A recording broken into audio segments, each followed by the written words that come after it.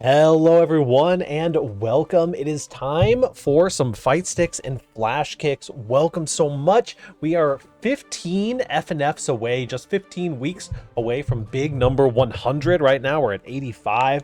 I'm excited to be here and very excited to be joined by the one and only Kopi VT. How you doing today?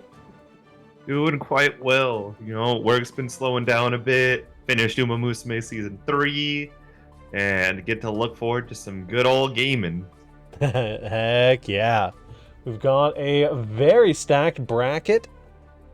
Let me see here as kind of people are making their way through. We got our first round just about ready to start. We got gamers like Test Your Luck, Mike Saftig making their great return, Lakey, of course, Jingo J, decently well known, at least one of my homies, one of the Testament player homies.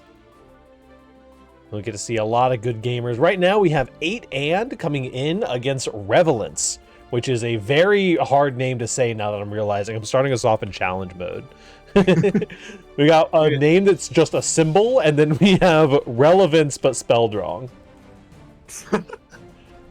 Yeah, oftentimes commentators do tongue twisters and different readings in order to warm up for comms.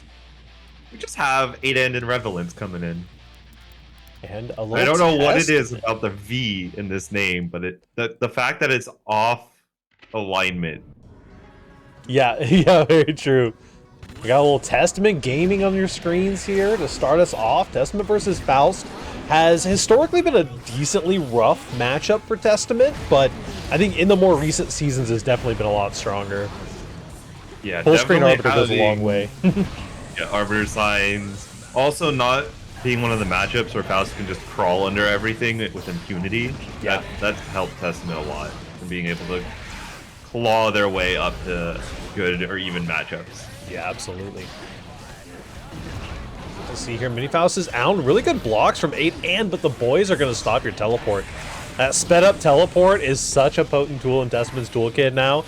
Not one that I've been able to mess around with too much myself. I cannot believe that beat 6p. Oh, the delayed scalpel. The fact that they let Faust charge that now, that was such a huge buff for him. There we go. Nice confirm off of the 6p. Wild Assault to get the full wall splat as well, and Stain State on the other side. Yeah, there's no bursting that, and it's like, I've got a round back, I still have a bunch of life to work with, but so does Revelance. Yeah, I mean, decently scaled combo too. Honestly, it dealt pretty good damage there, but Red RC into the low Arbiter. Okay.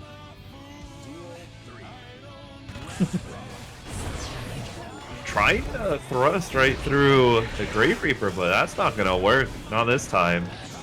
Lots of ID backs here. No negative penalty in sight. Gold burst, all right. Okay. Being very aggressive with it, but aiding sees a vision, and I'm sure we're gonna see it, especially if we're getting things like counter hit thrust. Oh, the BRC, we got a swag combo coming in. You gotta love the close slash dash cancel into BRC tech. It makes for the coolest combos. Yeah, those. Honestly, the 5K into dash cancel BRC combos go even harder. Oh, had the save jump, but it does not matter. Aiden will just reignite the Afro later and take a kill. Yeah, absolutely. Surprisingly little known Afro fact is that it basically eliminates your ability to 6p because the Afro hitbox doesn't actually go away with the rest of your 6p hitbox. So definitely good to keep in mind. What makes Faust's air approaches on that so relevant. Yeah. And also, you gotta be careful. There's a lot of things just that naturally ignite Afro. There's a lot of ways for Faust to not only set up meaty ignite, but also just safe jump if he wants to. For sure. Very scary.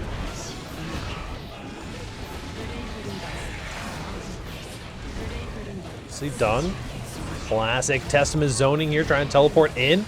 These Grave Reapers are going to close out so much of the screen for you. Try to teleport, but no anti-air for you. Uh-oh. That was nasty. Not like this. That absolutely looked cross up. How in the world was that same side? Hey, and what have you been cooking? Yeah.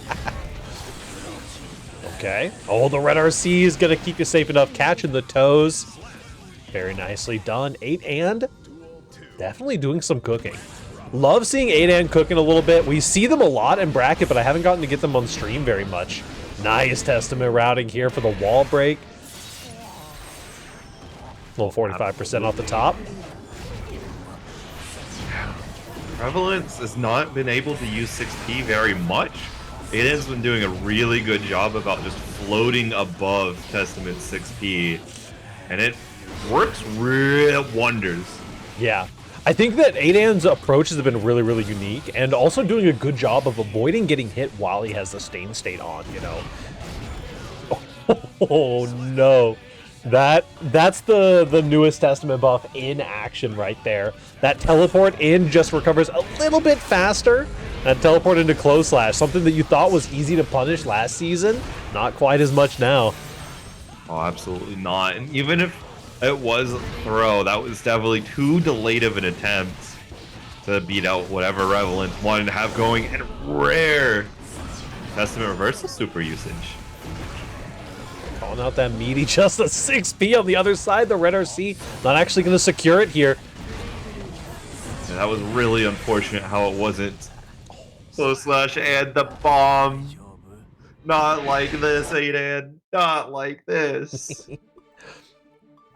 Very sad. You gotta keep your eye on the bomb at all times.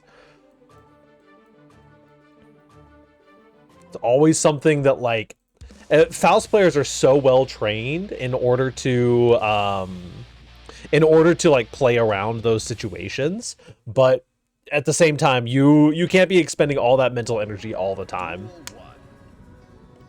Oh yeah. Especially when you're getting caught on like a 5P like that was.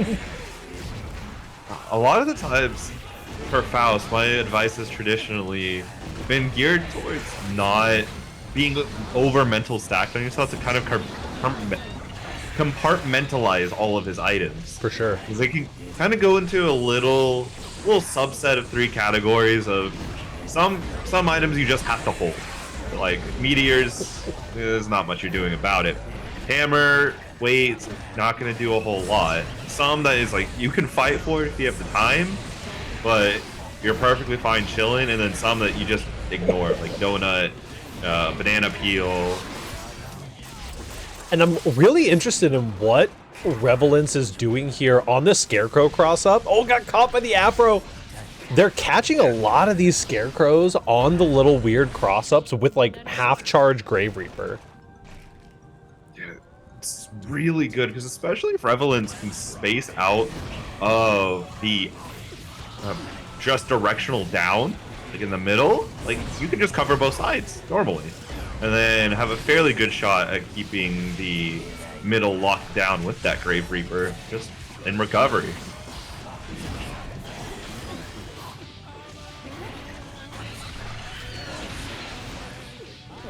But Aiden just marching on. No end in sight. That's 2-1. Super solid stuff coming in for 8 and.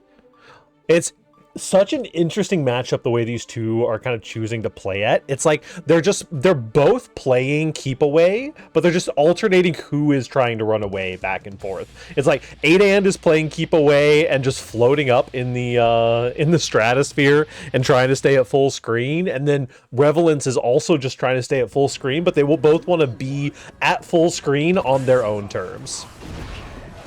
Yeah. You know, Faust likes to be at full screen, asterisk, within J2K range. Exactly.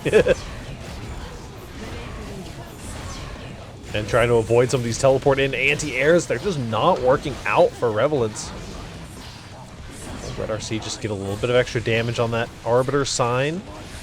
Oh, Revelance is back. Dash got hot. It's a good read there from 8 and what a rising JH. That button is a terror. Every character's matchup notes should be against Faust. Be careful of Rising JH. It can and will beat everything you do. Very true. Ooh, and a nice little manual delay there. Catching the backdash with the close /8 and just one stock away from taking it. Backdash 6H is an option of all time on the round start for sure. The confidence from 8 just, you know, I'm gonna run up on you round start. I know you have a bunch of buttons that are very, very devastating if I get hit by them. Could lead to easy wall breaks. Nah, you're not pressing. Arbiters are coming. The backdash gets caught by the close slash. Do we find the confirm? No, but you do find a little American reset afterwards. Beautiful stuff for 8N. Nicely done. And we'll go and face Ember as the next set. And those two, between Ember and 8N, might have to face Test Your Luck. So that's something to look forward to. Yeah, potentially on the path to be facing off against Test Your Luck. Currently our #1 seed. They have definitely been cooking. And also, I gotta give a specific shout out to Test Your Luck. I saw them on Twitter a little earlier today, giving some really nice advice about taking every single match in your bracket run seriously.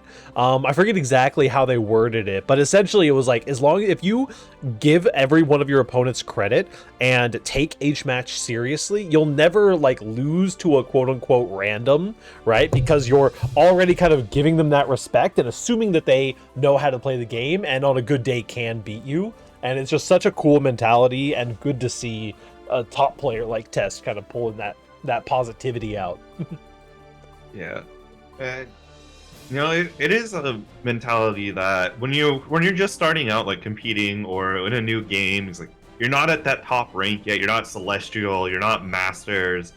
You're not Tekken God at least. It's like when you're down below that, right? It's like every match seems like you're fighting for your life. For sure. It's like, oh, I go 0-2. It's like, oh, I lost my first match against player I recognize from top 8s. Immediately go into losers. Oh, another character and player I'm recognized from a bunch of top 8s. Yeah. But then you start getting better. It's like now you start going 1-2, 2-2. You're like, all right, you build some confidence, and then it's a very easy trap to get into overconfidence. Absolutely. And especially in a game like Strive, where Slayer player number 53 can absolutely come out of here nowhere and touch you twice in a round and kill you for it, and then just do that another couple times. Hey, listen, I'm here on the anti-Slayer propagandist, or the anti-Slayer propagandist train. I did a little bit of like data research recently, and you know, Slayer is compared to overall popularity, Slayer is a little bit overrepresented in the like over 2000, but not by a lot, and is kind of in the middle of the pack as far as like characters that how many you would expect to be over 2000 elo. It's really, really interesting, some of the stuff that you can look up on that. I understand though, I definitely get it. And Slayer does go kind of crazy. Yeah, I just like ragging on him because he still has season 1 damage here in season 3.5. A new follower. Some would say even more damage than the season 1s. You go back, you think of season 1 Mei, Sol, and Nago, and you come back just like, wait, was I really losing 70% HP because I got counter hit by Flahskicks? Yeah. No, I wasn't. As the damage overall in the game, in some instances, comes down, having those high damage characters still in the game can definitely be feels bad situations, right? I mean, people were always saying the same stuff about Mei back in the day, right? Where it's like, oh, I got hit by 5k and took 95% of my life. What the hell happened? That was broken. There's no defending that. They were cooking when they gave us 5k 6h on counter hit. They didn't need to take it all away from us, though. They took both ends of that combo. The 6h launch and the Dolphin Whips. We've got All Christie coming in against Link from Zelda. If I give my honest thoughts on Slayer, I'll be suspended for 6 months. Oh no. We've got one of potentially many Asukas we'll be seeing today. We've got the whole Asuka squad. Yeah, I noticed there is a huge amount of Asuka players. We got El Macho, we got Ordinary Magician. There's probably a bunch of other names I'm not recognizing. Yeah, And it's scary. I mean, El Macho and Ordinary Magician have fought each other, and one of them knocked the other one out. I think every FNF for the past, like, 6 FNFs. It's so hilarious. Everyone cheer on All Christie. Yeah, All Christie has definitely been cooking on the Asuka. She fell a little bit short of top 8 last time. Gold burst, nicely done, calling out some of that fake Geo pressure. Yeah. I mean, it wasn't real meaty. It was just, do you really want to block plus 16 guard crush? Nope. Me neither. Al Christie has corner dominance, is it? So it has some nice spells in the back end. Has a staff, has a couple cubes, and Parametron even. Yeah, the high-low. Oh, just draw right. Yeah, simply draw more high-low mix. Easy. Exactly, that's what I'm saying. Well, Link from Zelda is going to be taking the L on the first one. We've got our other match almost ready to go as well. Perfect. Love to see players playing ahead and reading the context of the room.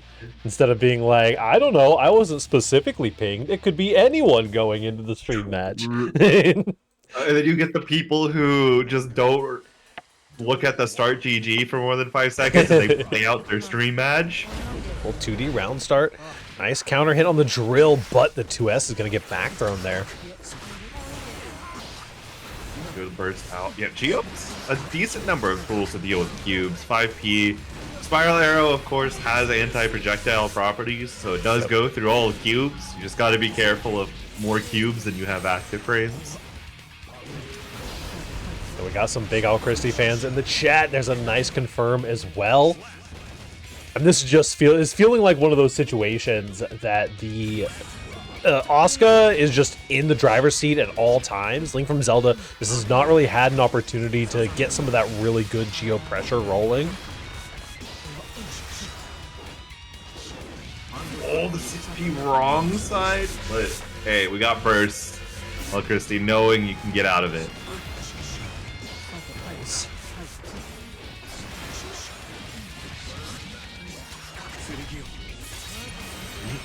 I don't know. Also, like, Al Christie's being a little aggressive with the mana recharge right now. So it has a huge life lead, and keeping your mana shield up is definitely worth it against Geo, because you can't let that crack. Yep. It's not going to look like it's going to matter. There's the typical post-wall break. I got 50. All right, hold these keys. Just the run up, tap, dust into the red RC. Beautiful stuff for Al Christie. Taking game number 2 just like that. Link from Zelda has a lot of work. I'm surprised Link doesn't play a sword character. Real. Geo. But hey, Geo has a lot of appeal. He does a lot of really cool things. Yep, you know, Geo, I think Geo is a really cool character. Geo was the first character that I ever picked up, but I got a little intimidated by air combos and was like, nah, if I can't air combo, like, there's no point playing this character. And I was not going to learn how to air combo as my first fighting game character. That's very real. Oh, the DFW special, the run-up DP. Yeah. Oh, here we go. That's a big counter hit. Good job. Hold these guard crushes that are about to just make your life miserable. Trying to catch a greedy button here. Link from Zelda is starting to adapt a little bit to some of these pressure situations. Getting more patience. Look at the blocks coming in. Oh, Christie's got the blocks themselves, though. Cubes and blocks. What a deadly combo. 2D being a menace, and a little gap in the presence of mind there from Link getting caught by a Precipiter Metron. I gotta say, All Christie is so committed to these mix cards, and I love that. They're really playing the mix Asuka game plan. Got a Screamer in for the wall bounce, or for the splat. And that's going to be a singular guess left from Link. The Flex Shield gets caught on the end of it by 6K. Okay. Ooh. You side swapped on that? All right, sure.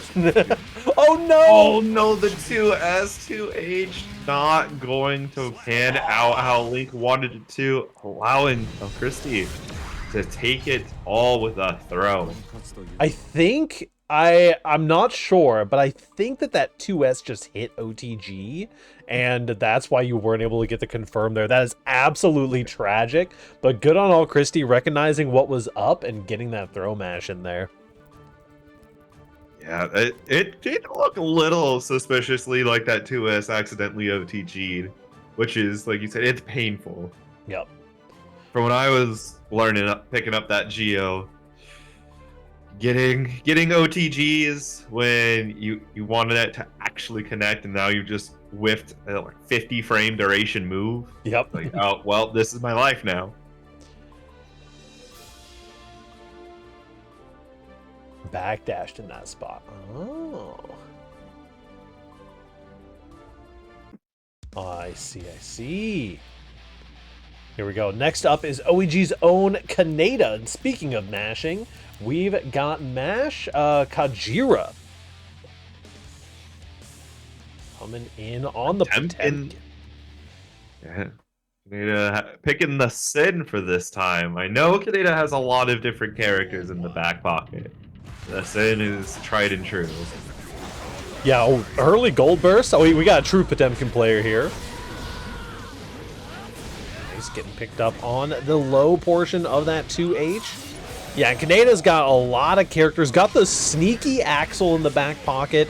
Got the Johnny, of course, who's looking great this patch. Interesting usage of meter there. But we saw that super PRC.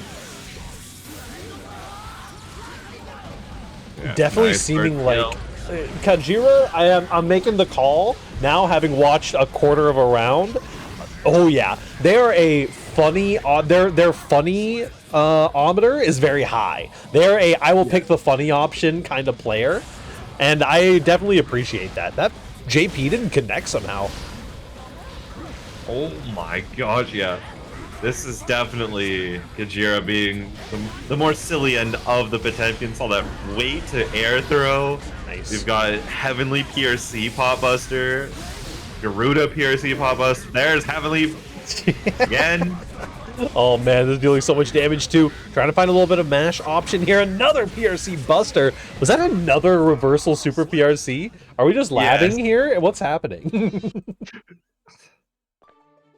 Look, Kajira probably lab this. This is like layer 1 for Kajira is step 1, get 50 meter. Step 2, Heavenly PRC Pot Buster. You know, honestly, Step 3, it's such a strong option. Why not? I will look for you, Chrome. I don't think that there are any notable bridges. We got a lot of Potemkin players tonight. I don't think we have any notable bridges in the bracket tonight, though. Let me know if I'm wrong, though. Oh, JD. The back Mega Fist media gets just met with a burst. And he is not wanting to risk getting pot bustered again. Okay, straight into the Kara, Tyrant Rave, clean little 50% off the top. Mega Fist. Mega Fist. Wow, we're just DPing. Yep. This is the combo. We're going through the wall here. Decently low on meter. Have your meter. super meaties. Nice DP reaction.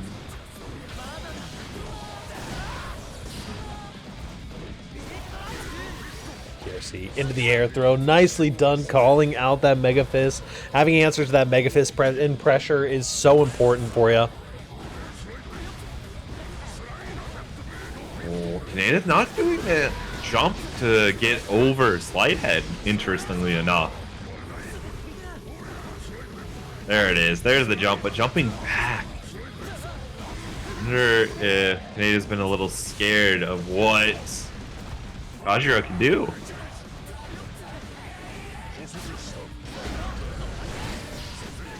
Nicely done. Landing that low, you gotta protect those toes.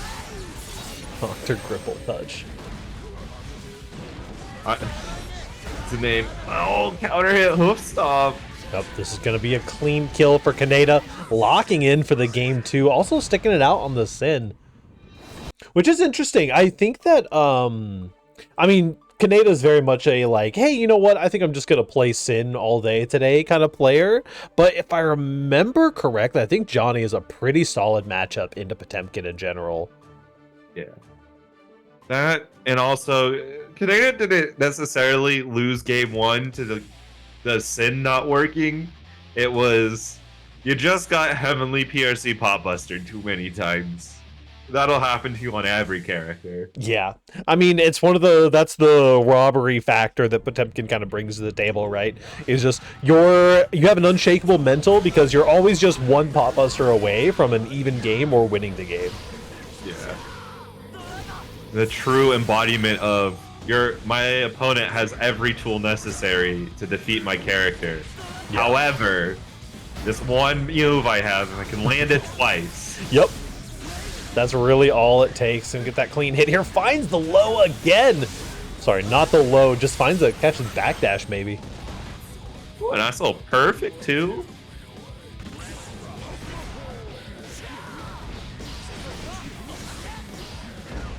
The 2H sweeping Kajira off the feet.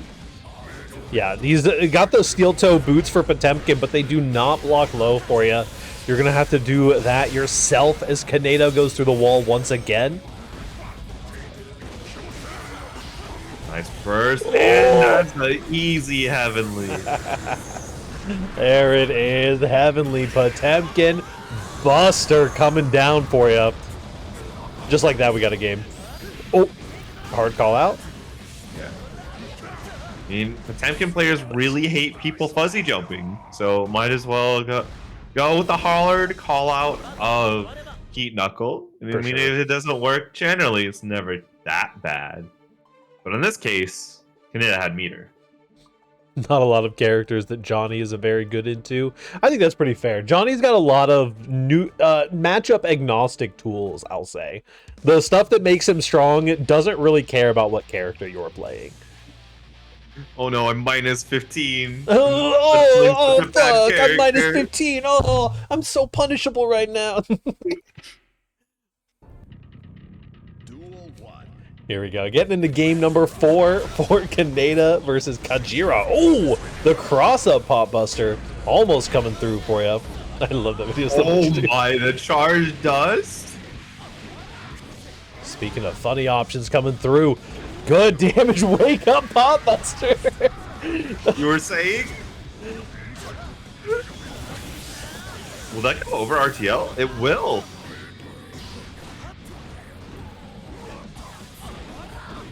Scary. Ooh, just barely walked out of the Kara Pop Buster. And does find a nice punish. Is going to get that kill here. Kaneda is 1 game away. Johnny Geo is Geo-sided. I think that's interesting. Nice confirm. Solid conversion from Kaneda. Couldn't break the wall, but got a lot of damage. But Potemkin does have a lot of equalizer tools.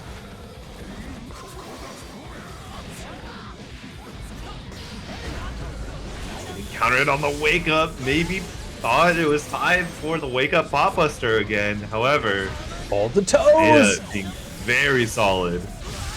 You're alive somehow. Oh my god. Never trust a grappler player with nothing to lose. They're going to wake up command grab you. Kaneda takes it 3-1 over one of our MASH representatives. Oh my lord. Listen, Kaneda's moving on in the bracket, but I kind of feel like Kajira won that one. I'm not gonna lie to you. Very true. Kajira gave us such an entertaining Potemkin to watch. It's a shame that we can't just tell Kaneda better luck next time. We'll move on, Kajira. Unless I slide over Speaking of Potemkin players, we got OEG's own your boy Squanto coming up against Cora. Going to be a little bit of the Texas Classic, if you will. The Potemkin versus Milia matchup. So many times I've had to watch this matchup. It's a curse. Up now. Also, listen, we're Johnny appreciators in this house, all right. I'll be flickering between May and Narm is really funny. It is really good. Yo, I got my invite to play Bite Breakers. Yo, let's go! Hey, Bite Breakers devs, I know you're in the chat, obviously. If you could just send me my code. I know it probably got lost in the mail or whatever, but... Also... I have this hot take that no one believes me. I think that BRs are the peak format that any gaming archetype can be in. You got like Tetris 99, you got the Nintendo World Cup that NL's been playing a lot of recently. Obviously shooters are great. We know that adventure games work well as battle royales. I need the actual fighting game battle royale to come through. Yeah. I also have big news. The Narmaya plush is about to be sent out. It should be like tomorrow or maybe Saturday. It'll get loaded on the Japanese shipping man's trailer. It'll be on its way over to me. Heck yeah. Signing up for the Street Fighter BRs, I consider the far end of the map as Gal and throw booms all match. I literally have tried to theory craft a way to set up a bracket that is like BR shaped. I haven't been able to figure out a really good way of doing it, but I would love to be able to make that happen someday. Single elimination Swiss. It's like you pick a square on a grid, and then if you meet another player, you have to fight your match there. Names. Yeah, Squanto tried to hammer fall in, but got caught by the JH, and yay, you can't 6P.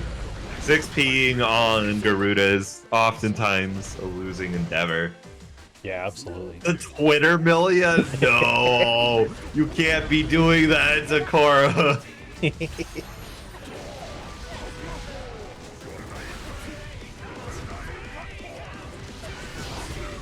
Oh no! Oh, no, not like this! The second Heavenly Potemkin Buster of the night. Here we go.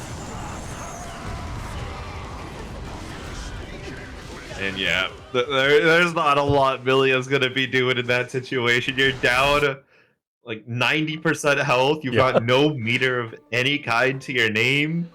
You gotta. Squanto's just there. Yeah, you gotta interact like 15 times to kill the Potemkin too, with the amount of HP that he has.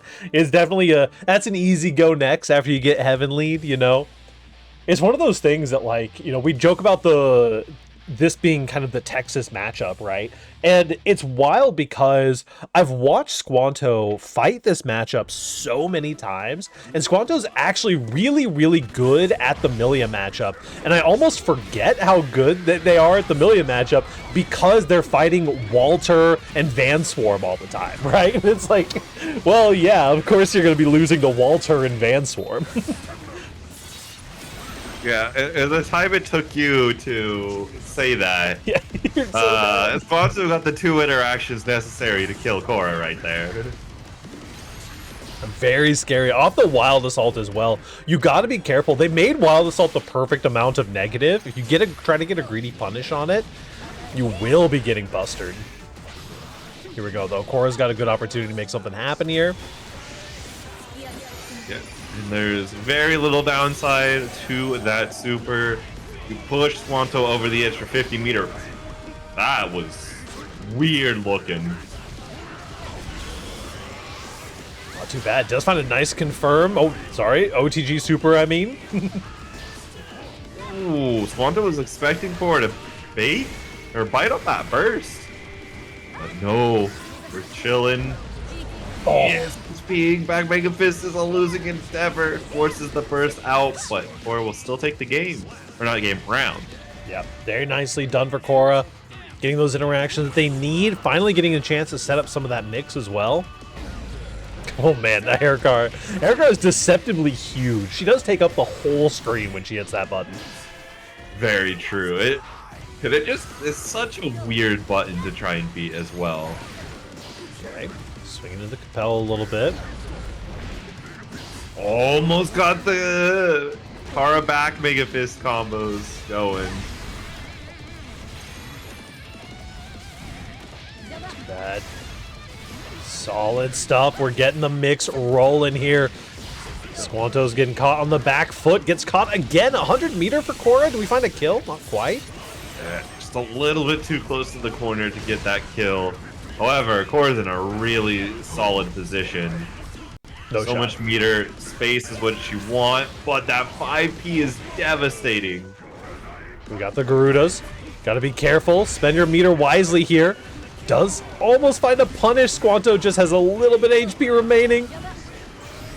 Ooh, the clash on the 5P. Bursting. Successfully bait burst, but first. And the Mega Fist comes in.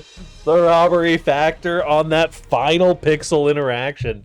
That's crazy.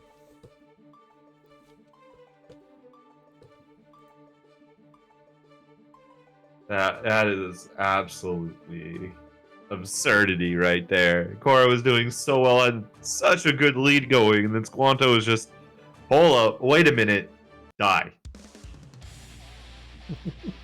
Yeah, I mean, that's being the situation where your opponent just has that tiny bit of HP left, especially like, I mean, as coming from like the Granblue mentality, right? The chip out DP is always a good option.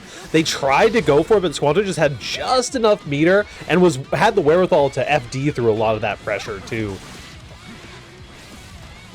And being able to FD Milia traditionally has been a very strong method to take away a lot of her pressure options, especially if you can get that on her first hit of close slash. Wow, what a block in that overhead. RC waiting out the burst. Didn't quite get the Garuda for Oki. And you're one grab away, or a errant 2S counter hit from that set point for Squanto here. Will this be a clean 3-0? Here we go. Finding the same side high that time. This time it's a throw. We've got all the options represented. Same side high again with the JPs. Ooh, counter hit. I wonder what Squanto was pressing. Didn't quite catch. You know what's crazy about that interaction right there? There is a world in which Bad Moon just gets normal thrown. Fair. That is very true. I haven't seen that. The ground throw on Bad Moon does go kind of crazy. It goes very crazy. Trying to find an air interaction, but getting caught by the JS. Millie is the queen of the skies this time around. So sit back down, Mr. Potemkin. Oh, excuse me? Go for an air throw in the Arctis. Air through the wrong direction, too. Here we go. We're in block. It's Garuda this time. Walks the YRC. You're in the danger zone now. Gold burst. If you're going to burst, it might as well be golden. He tackled, though. Not like this. Not again. There it is. The Artemis. Blow back Mega Fist of your own. Yeah, I wonder if Squanto just slightly mistimed that 5P safe jab. Because I know that's something Potemkin players love to go for. It just looks slightly mistimed.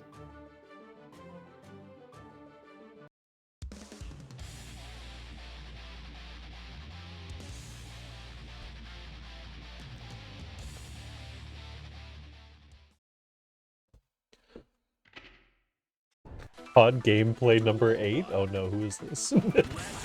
Getting into game number 4. White Wild Assault for the round start. Having a lovely chat while we're waiting. Hell yeah.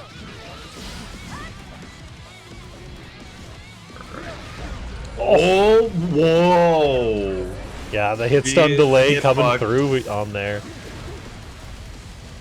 He breaks. Oh, wow. Korra opting not to take the back throw punish at the very least there and just hold pressure a little bit. Nice. Solid stuff. Going to be taking that first round. 1 round away. It's a scary place to be against a Potemkin player. Especially one who's shown that they will let it rock on some of these throws. This mixed situation has been so scary. There's the Mega Fist. The second overhead. It'll catch you unawares, and then Squanto gets caught not watching them toes.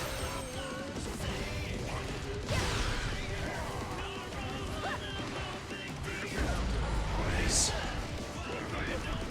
Go. Guard crush. The Garudas are coming in. Korra cannot afford to get impatient here. I like the fuzzy jumps. Does get hit. That's going to give a reset on the pressure. Finds the anti-fuzzy overhead.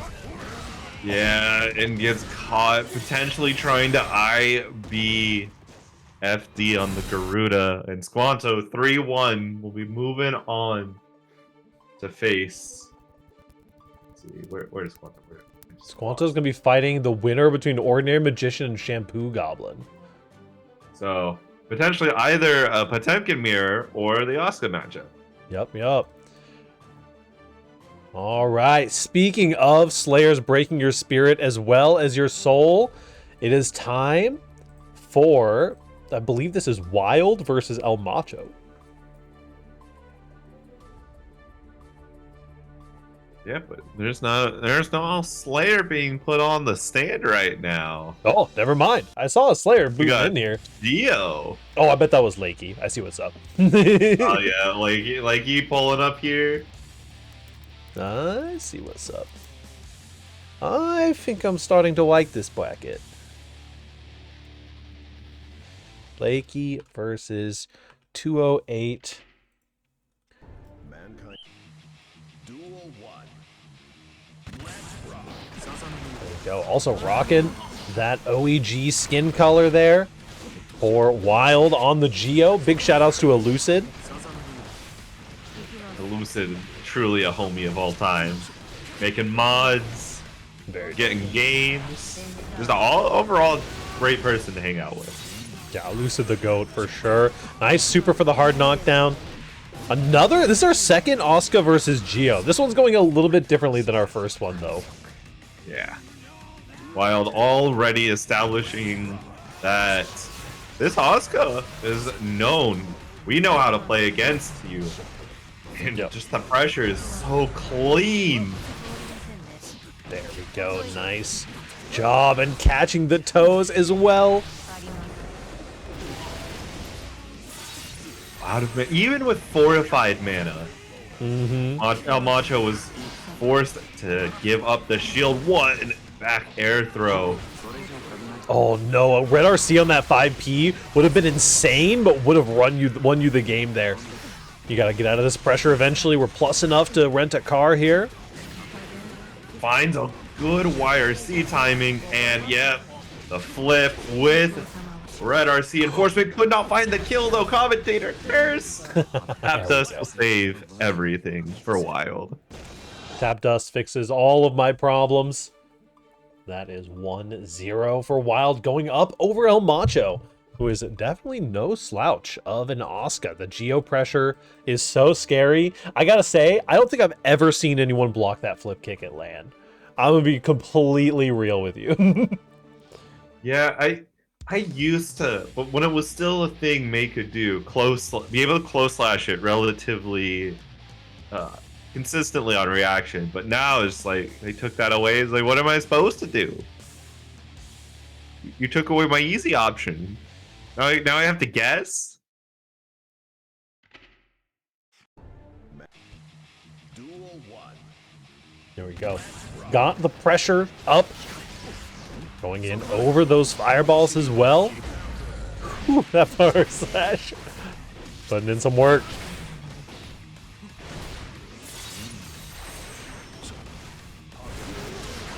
The backdash getting caught, and yeah, El Macho's gonna take that right to the bank. The air DP, Huge stuff. Wild tech. Excuse me, the YRC into the burst bait? Okay, hold on.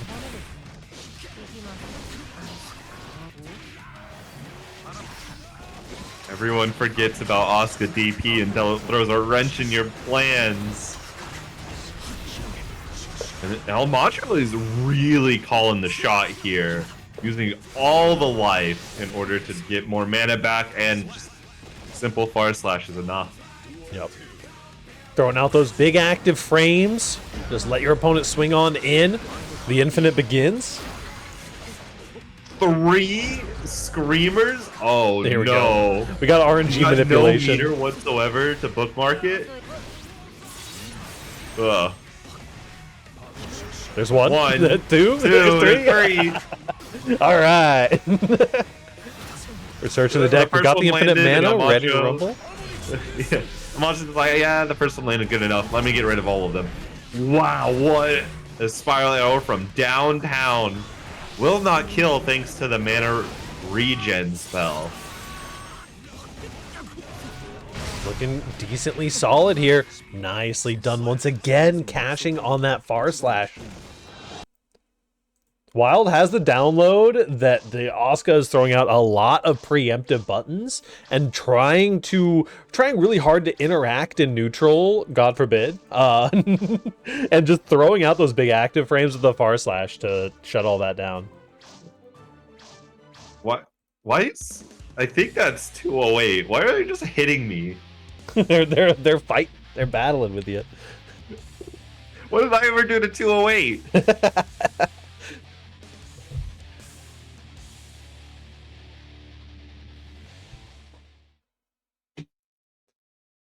Wild currently up 2-0. There is a possibility that we end up with a, let's see, decent chance we end up with some Asuka team kills happening, but less likely if El Macho can take this round. But Wild is looking very clean here.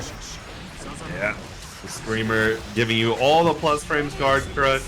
El Macho being able to go into that super, fix the spells in whichever way you want. Starting to set up Exodia. And it's all up to Wild, and Wild gets caught. No kill just yet.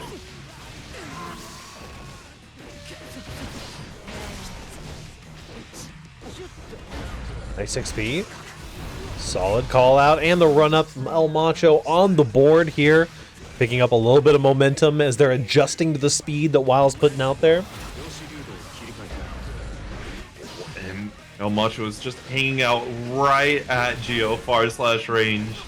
Going to find a combo to the corner, but with that DP, Wild recognized it, knows El Macho will use it, and chills a little bit on Oki as a result.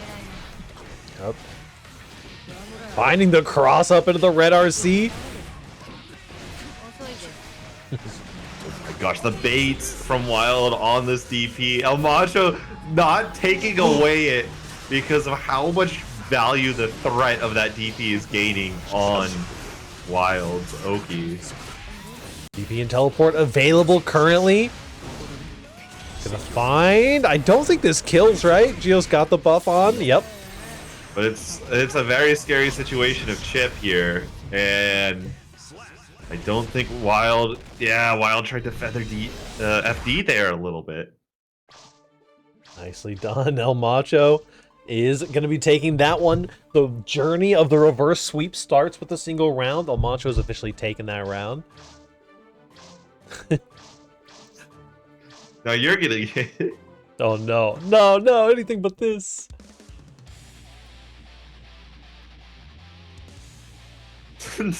Our magician. I guess a Scepter Metron metal pipe. I have that as a soundboard. I forget which of them is the over loud version, so I'm not gonna play that 50-50. That's honestly so true. There's a couple of servers that I'm in that have some of the most like vulgar soundboards, and the sound title is like ooh woo, and it's just some like awful nonsense happening. It's so true. Soundboards are a gamble. Awful nonsense. Here comes the Scepter Metron. We got Mix.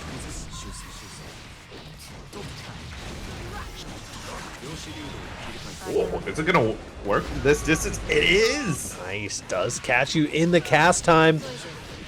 Once again, catches the toes. No hard knockdown, but going to try to maximize the damage.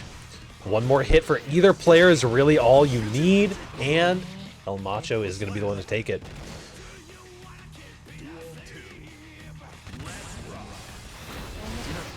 Oh, could not get time for the Spiraler to become active to beat out all the cubes.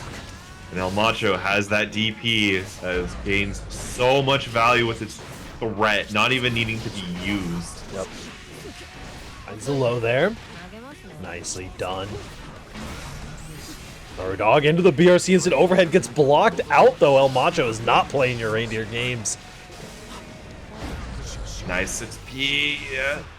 Wild was being very passive while El Macho is out of mana, and that's going to be playing right in El Macho's hands. 2-2 on the board. That is, I believe, our first game 5 of the day. El Macho is looking wonderful right now. Oh. Meanwhile, 208's getting a nice warm-up shadow boxing against our avatars. Yes, so 2H is switching every single game. Like, who's getting smacked? Hold down back wild prey emoji. Me when I run on stage for some mid-set coaching for one of my players, like, hey, hold down back, you got this, all right. I just yell that. Oh, yeah, hit 5-8 round start. Yeah, the cube, the errors have started. Wild's 5Ping a bunch of them. But, I mean, there's more cubes that get thrown out than 5Ps you can press. Absolutely. Finding a good little confirm here.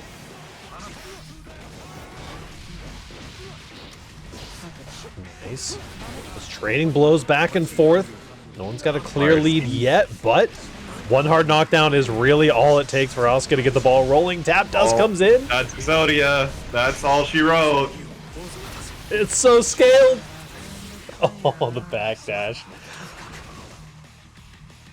I feel like whenever people get that staff combo, it's never the staff combo that actually kills, but people like panic backdash afterwards all the time. It is really a your mind is mine now situation. Exactly. Sent to the Shadow Realm. 1 round to go. This has been an incredible reverse sweep for El Macho, really locking in against this Geo, but now Wild is on the offensive. Yeah. Guard Crush is being sent, eliminating that YRC possibility. And you have to get hard knockdowns here. El Macho with meter, all that's going to happen if you don't hard knockdown is the cube super. Yep, burst is available. Gotta be careful. You're gonna hold on to it for next round. Nicely done. Final game, final round. I think if El Macho had meter there, a burst was a very likely possibility, and just burst, immediate super, and then if you still need another one, super again. Yeah.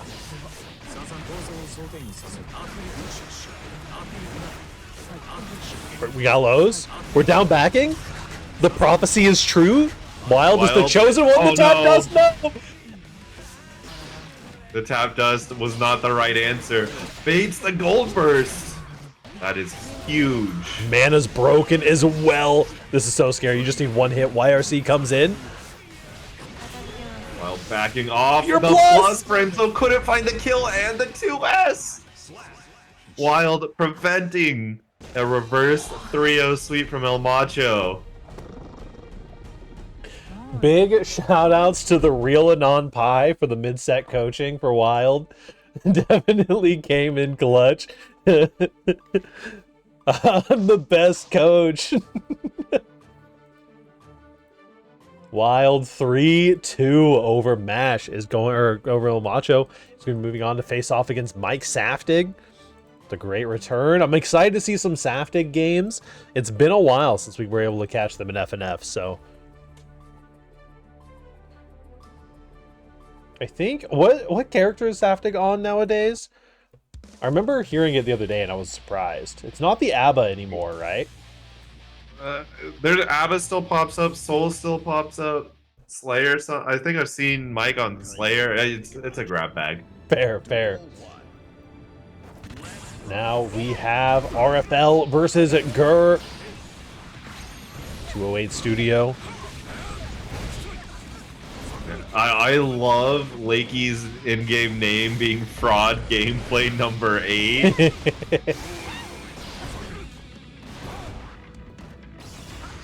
Oh, blocking it out. Oh no, the pile bunker counter hit that. Oh, you're so dead. Yeah. You could have had like 30% more life and it was dead.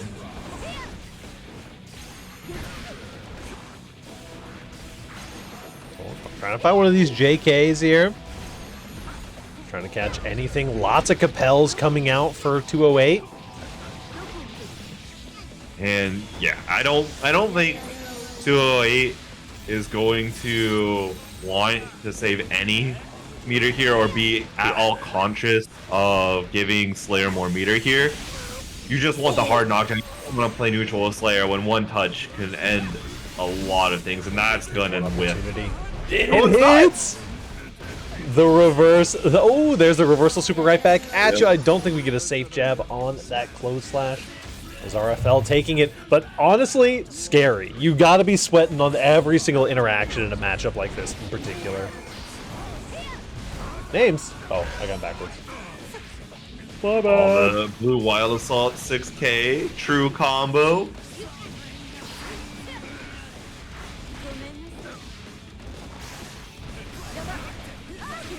Oh no! Lakey getting caught by 2D. Tragic.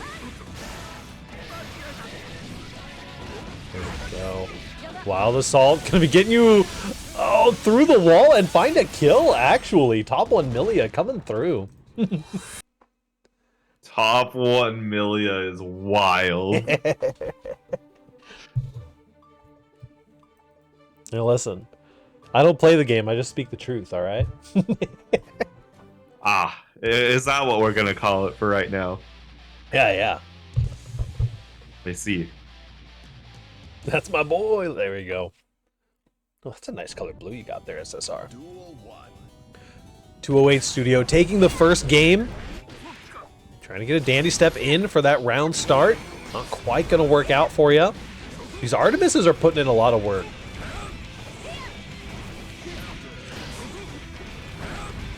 +1. Oh no.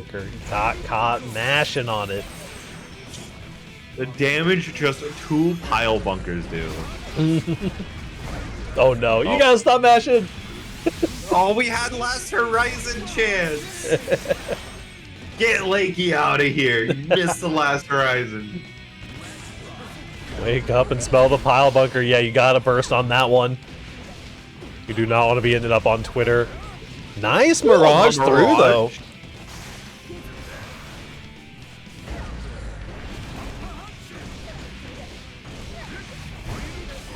Go. Red RC finds the loop as well and finds the kill. Clean routing for Lakey. I feel so much pain and suffering for 208 right now. Go ahead and put slow mode in the enjoyer. chat. Emo only mode for the next 3 rounds. Oh gosh, there's gonna be somebody who has a pile bunker combination of emotes. You're gonna see that spam. I actually I'm gonna replace one of my, or maybe not one of my arbiters, but I'm gonna find some pile bunker emotes and I'm gonna throw them in here eventually. Oh no. Yo, what song is this? I recognize this song, but I don't know the names. I'm horrible to remember the names for any Strive song. Emote only mode. Thank you, Jackie. Oh, big 6H. However, first is gonna save there, and the Artemis that catches everybody. No fuzzy throw here. And the mix is coming through. Looking solid. The 2D catches.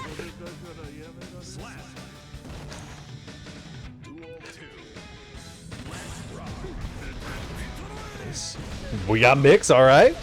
Yeah. Oh no.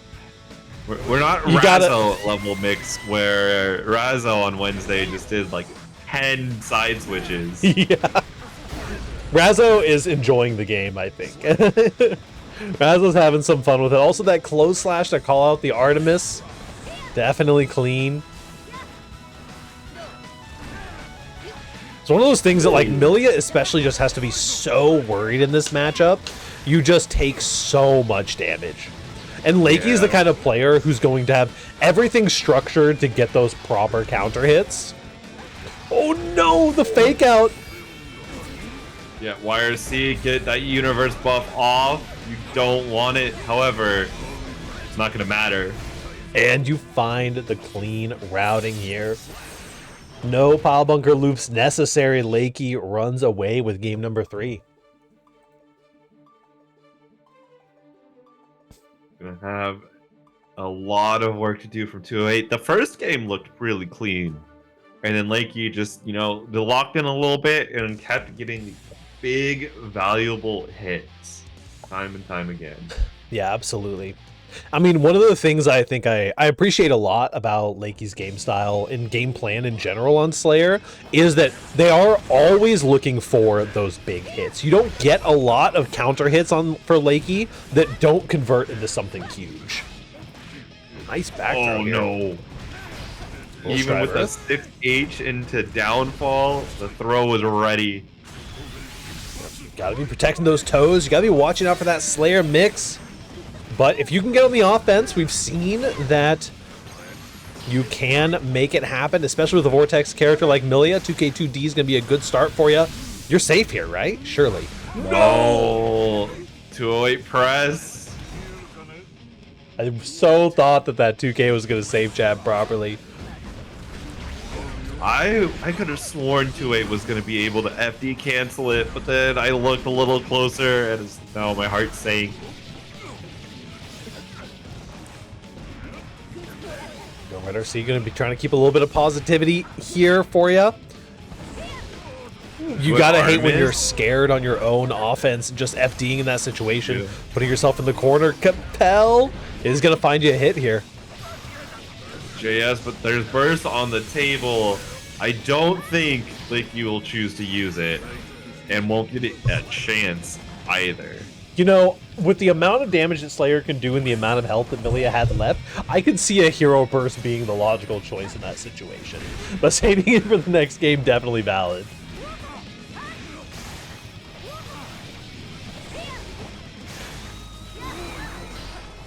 Bursting out here. Just wanting out of the mix a little bit. Danger penalty for the Millia. Backdash is the good moon. Oh, what a good bad moon there with the RC enforcement. And gets a wall break. It might not be what 208 wanted. Maybe a little corner reset better, but it does not matter. We're tied up on the set count, 2-2. 2-2, getting into the final game. 208 had us worried there a little bit in the second half, but has definitely locked it in. Can make it happen with some of this Millia mix, but just has to be careful on when they're mashing, when they're respecting these pile bunkers. Lakey has been so confident in sending these block strings into pile bunker that, like, when you get that counter hit, it's just so scary. Absolutely. Please Counter hit. Beat the guy who beat me at on Evo, so I won the bracket in my heart. Hell yeah.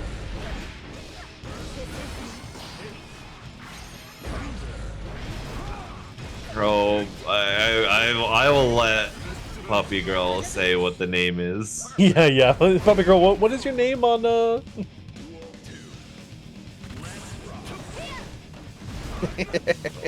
Lakey here on round 2, having the advantage so far. Oh, what a mix! Gets the dash through, and this is a big confirm. Super through the wall for the hard knockdown. Oh, it's you. Nice little frame kill for the meaty. Just patience here at the full screen. Ooh, no side switch for Lakey.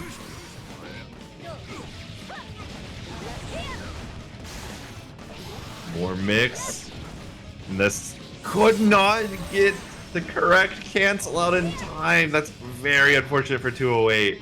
Now you have to play this very terrified neutral. The JS, okay. Oh, into the Kara. Nicely done. A clean route there for Lakey for the Kara into that hokey command grab.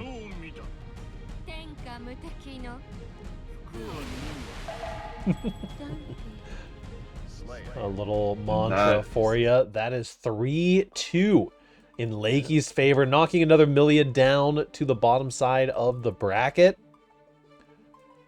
And I'll put Lakey to join Ordinary Magician and test your luck in the winner's side of top 8. Which I do want to point out, all of these winner's side qualification matches for top 8 have been 3-2s. Yeah, definitely all very close matches. All Christie 3-2 against Test Your Luck. Squanto 3-2 against Ordinary Magician.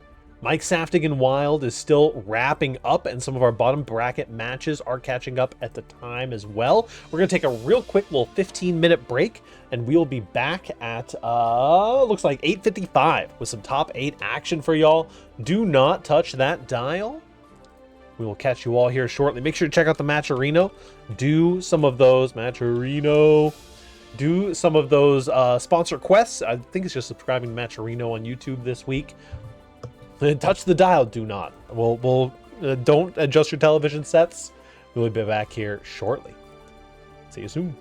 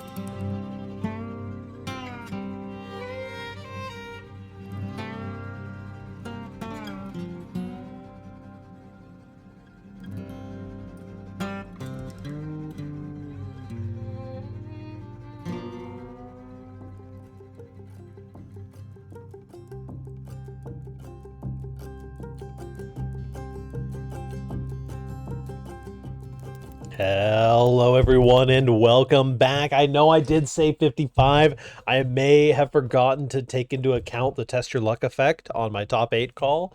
That's my bad. We will be having some gamers getting on in here very shortly. Ordinary Magician versus Test Your Luck. We also got Wild and Lakey happening right after that. Gonna be interesting. Yeah. See some Geo versus Slayer and some Nago versus Asuka. Yeah, quiet handful of characters that we've got here in the top 8. You know, you got Test Your Luck, obviously. He's always up here ready to throw his Nago into the fray. You've got Ordinary Magician, one of the longest running Oscars out there. Wild with the Geo, Lakey with the Slayer. Yep. That's going to be an interesting, much more interesting match from Wild and Lakey than I think we'll see in a while, because these two players will go at it. They don't like to hold down back. Yeah, absolutely. And I mean, it's really, really interesting, especially because, like, I feel like Test Your Luck can be so solid and neutral, but the Nago neutral buttons are generally pretty slow, and he doesn't have a great, like, option to, like, hit a button and then cancel into something that, like, beats other cubes, right? Yeah, it's like Test Your Luck and Ordinary Magician is going to be a very touch and go kind of game where Ordinary Magician is going to be looking to try and see how much zoning you can get away with against Test Your Luck. Yep. Whereas Test Your Luck, like you said, Nago doesn't have the best tools to deal with cubes, and without a dash, you can't exactly dash block. You have to go with some very risky clone Fukio, clone Beyblade options, Mm-hmm. and that builds up that blood gauge real fast. And Asuka is one of those characters. He catches a Nago blood pop, Oh, it's yeah. lights out.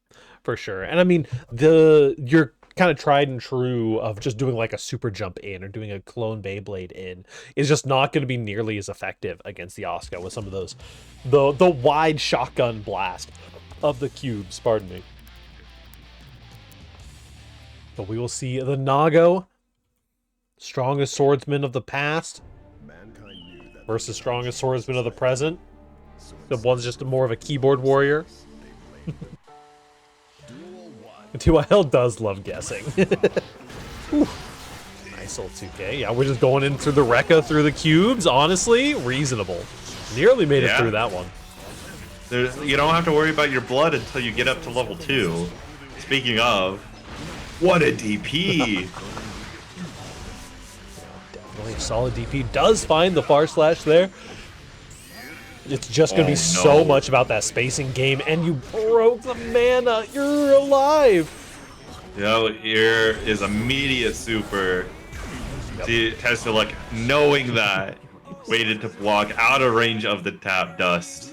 We have seen that exact sequence so many times already tonight. Post wall break super into a run up tap dust, trying to get that confirmed.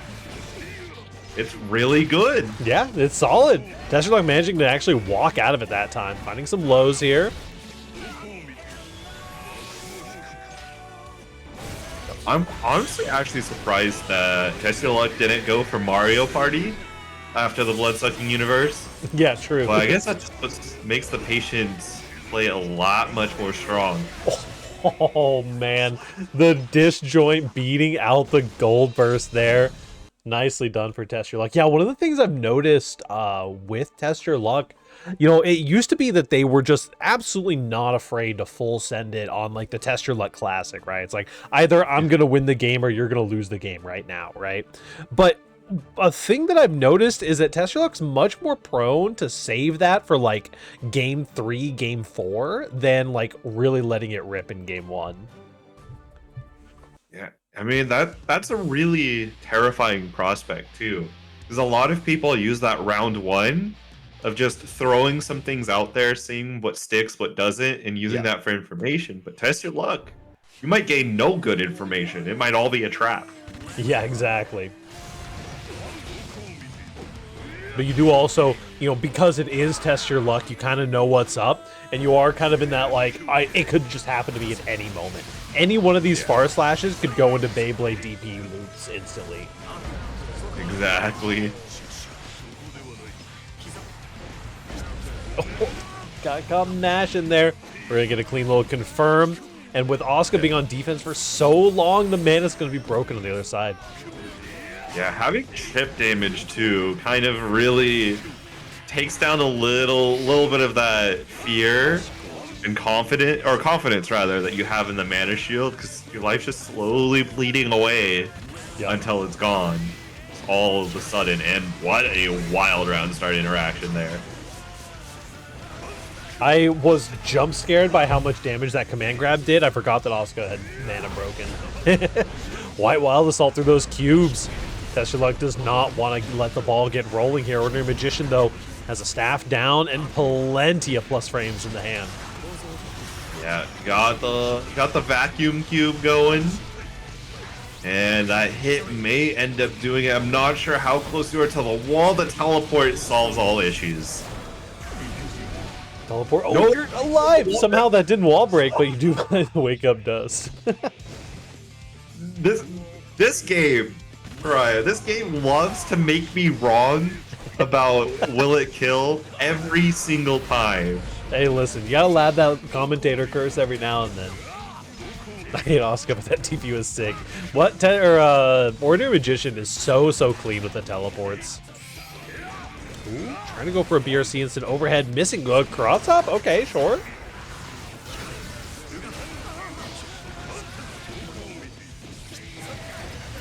This is huge. Red RC, you're most definitely going to be dead on this one. Test your luck, maybe getting a little bit of Schadenfreude is like, you know what? I'm not the only one who can run out of resources and die instantly. Yeah. Very good stuff, though. So far, 2-0 for Test Your Luck and a lot of momentum. Ordinary Magician, though, we've seen this exact kind of situation before, where Ordinary Magician starts locking in and getting some of those counterplay situations figured out as the match is going on.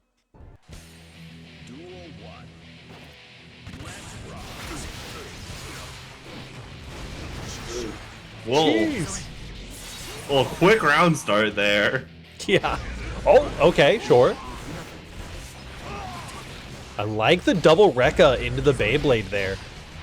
Oh no! Yeah, popping, but there's no spells. I don't think Ordinary Magician will get the time to punish. No, just barely not.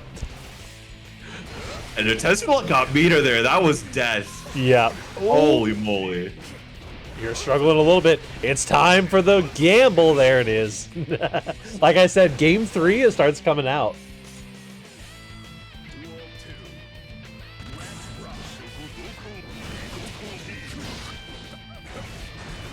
Watch those toes. The fuzzy block's getting beat out a little bit. Flahskicks catching a backdash.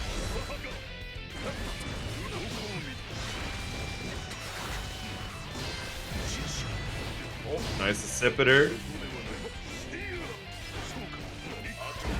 Oh, nice. Jesus. Yeah, Tesla look had the PRC there. However, he still can't press. Nice. A little bit of stagger, a little bit of weight on there to catch out a button.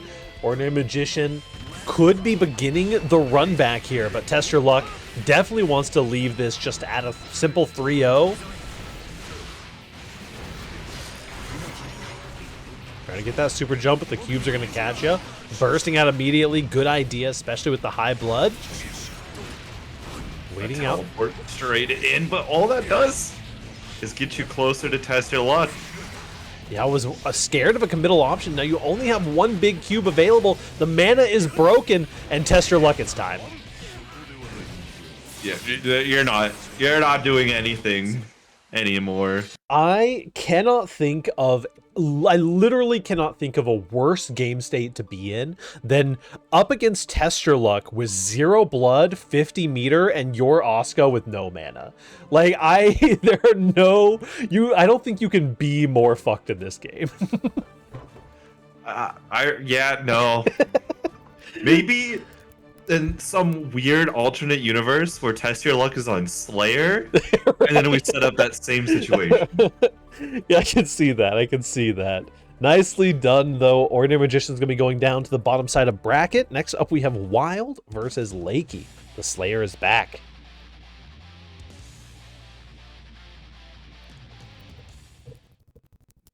And this time, it's going to be not with Milia that Lakey has to face. It'll be a character that can put out some real punishing damage from very, very solid confirms. Nice. 2P coming in. Creating some neutral interactions. We're block stringing. We're striking and throwing. Oh, we're goal bursting? We're not taking strike throw for very long? Who was it that posted that the Garu dog is fake to gold burst? Because whoever that is getting a lot of credit in this bracket. Yeah. I mean, for any character that doesn't have a reversal on deck, might as well get your gold burst and not have to deal with guard crush. It was Casper. It literally is just Casper. Yeah, because normal Spiral Dog or Spiral Arrow, Oki, that would lose to gold burst if it was. I think on almost all situations. I think there were some situations it was still a blue burst. Nice gold burst right back. If you're gonna burst, it might as well be golden. Get that extra meter. Wild is looking like they might be able to run away with a little bit here. Good damage on that route, by the way. Geo will sneak up to you on the amount of damage that she can deal, actually. Oh no. This is close to your life bar going away. Speaking of sneaking up on you with the amount of damage that you can deal, surely it's scaled.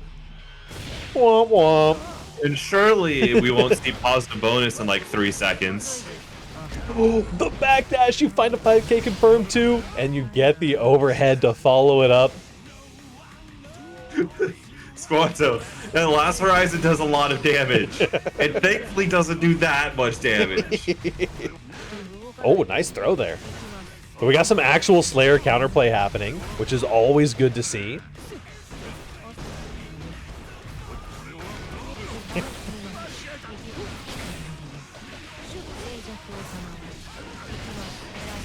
Oh no! Got picked up, Like, the you got reset. hit. You're dead. What was the press there?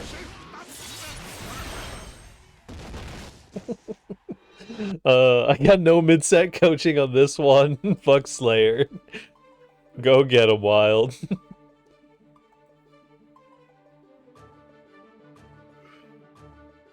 Oh, good call. I did misspell Flahskicks this week. It's been a while since I've actually misspelled the title. Either that or it's just been a while since anyone's noticed. I didn't notice, and I have the stream up. The Flahskicks. I can't even try and cap and say I only have the Twitch chat. I have the whole thing. Here we go. Get into game number 2. Wild looking solid. First one. Lakey's going to have to bring out some more of the interesting layers in the pressure. Nice. Oh, excuse me, IB. What are these blocks, the throws? Yo, how much did Wild lab against this character? Wild is looking solid against this Slayer character. It's one of those things, too, where you can really see how much when you, even though the counterplay is hard, when you do actually get the blocks in this situation, the Slayer game plan just falls apart and Lakey's just down backing at full screen against Geo. Yeah. Especially when you're at such a life disadvantage and there's another round slipping by. It's just like, oh, okay, well, I guess I'm 998 tower games versus Slayer. That's how you do it. Yeah. Listen, there is no shortage of Slayer players to play against, that's for sure. I mean, I did that same kind of thing whenever I was losing to Potemkins too much in the local scene, is I just started hunting them down. And then all of a sudden, I started getting good at the matchup. It works. That's a huge PSA to everybody, is if you're having trouble with a matchup, just go hunt them down in tower. It'll eventually work. Oh, here we go, though. This is potentially the round here. Gets the Kara into the command grab. Good timing for emote only, chat. What a comeback for Lakey. Yeah, very good comeback. Oh, and once again, round start ready for the Master's Hammer. Every single time is just so ready for it.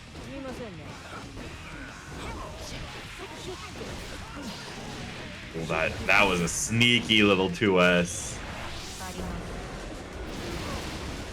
Oh, too bad. Gonna get the hard knockdown here. Wild is a mountain of HP and positive bonus, but the throw gets backdashed. That'll be game number 2 going to Wild. Listen, Doesn't matter that you have a lot of damage at your fingertips. If Wild is just absolutely labbed all of it. Yeah, you can, every time that you see someone dooming on Twitter and they're like, it doesn't matter if I play perfectly, this Slayer character just gets away with anything he wants, send them clips from this game, because if they're not playing this perfectly, then this is how you do it for sure. This is some immaculate Slayer counterplay for sure. Yeah, if Wild was still losing Excuse me. Oh, it's putting all this counterplay, you would then we're talking. We did get a robbery round in there, but honestly, what like strong character in the game doesn't get robbery rounds on occasion? We got the Asuka now, which I haven't seen Lakey polishing the Asuka very much recently. I'm interested to see what it's coming to here.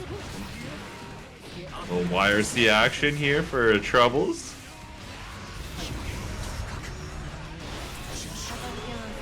Oh, nice. Wild just knows. There's all the right call outs here. Again, finds the frame trap and a clean conversion. Red RC into death. It is final game, potentially match point for Wild. Yeah. Asuka not looking too good of a swap so far, but maybe the fingers aren't warm enough yet. Needs a little bit more cook. Nice, the mix on the teleport. Infinite mana as well. Deflect shield is not going to save you from these block strings. There we go. It's time. Build a wall. We're just sitting here. There we go. Finally ran out of the staff. Bro, help. There's no help coming. You're trapped. Tap dust. There it is. Lakey getting on the board.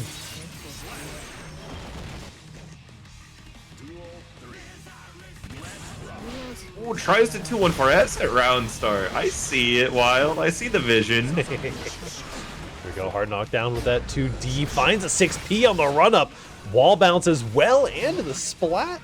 Not quite going to go for it. Wild has to be cautious. There is Cube Super to come out here.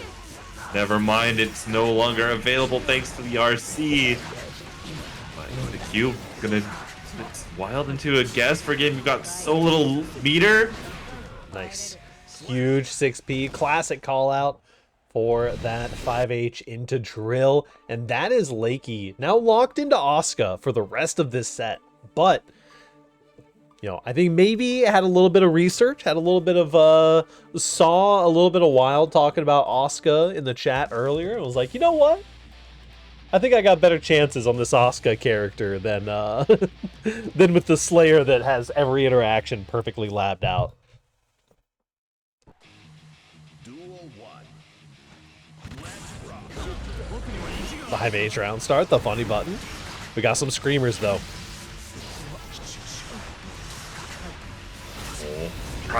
Wild tries to get off a little too quickly, and that almost spelled a wall splat. There it is. That's a hard knockdown, and you're in a very, very bad spot. Yeah, absolutely. This is a rough situation to be in, and you got cubes coming from both sides. Got to be careful, but you do land with a reversal super.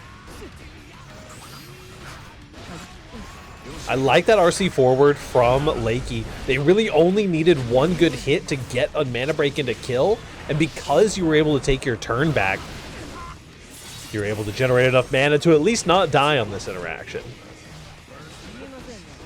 Nice YRC, and that's gonna allow Lakey to get a nice tap dust. Not too bad.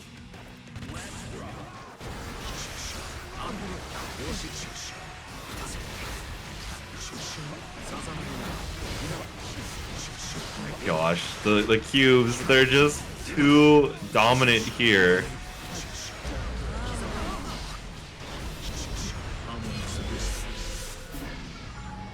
Good so far. The cube's a 6P straight through the teleport.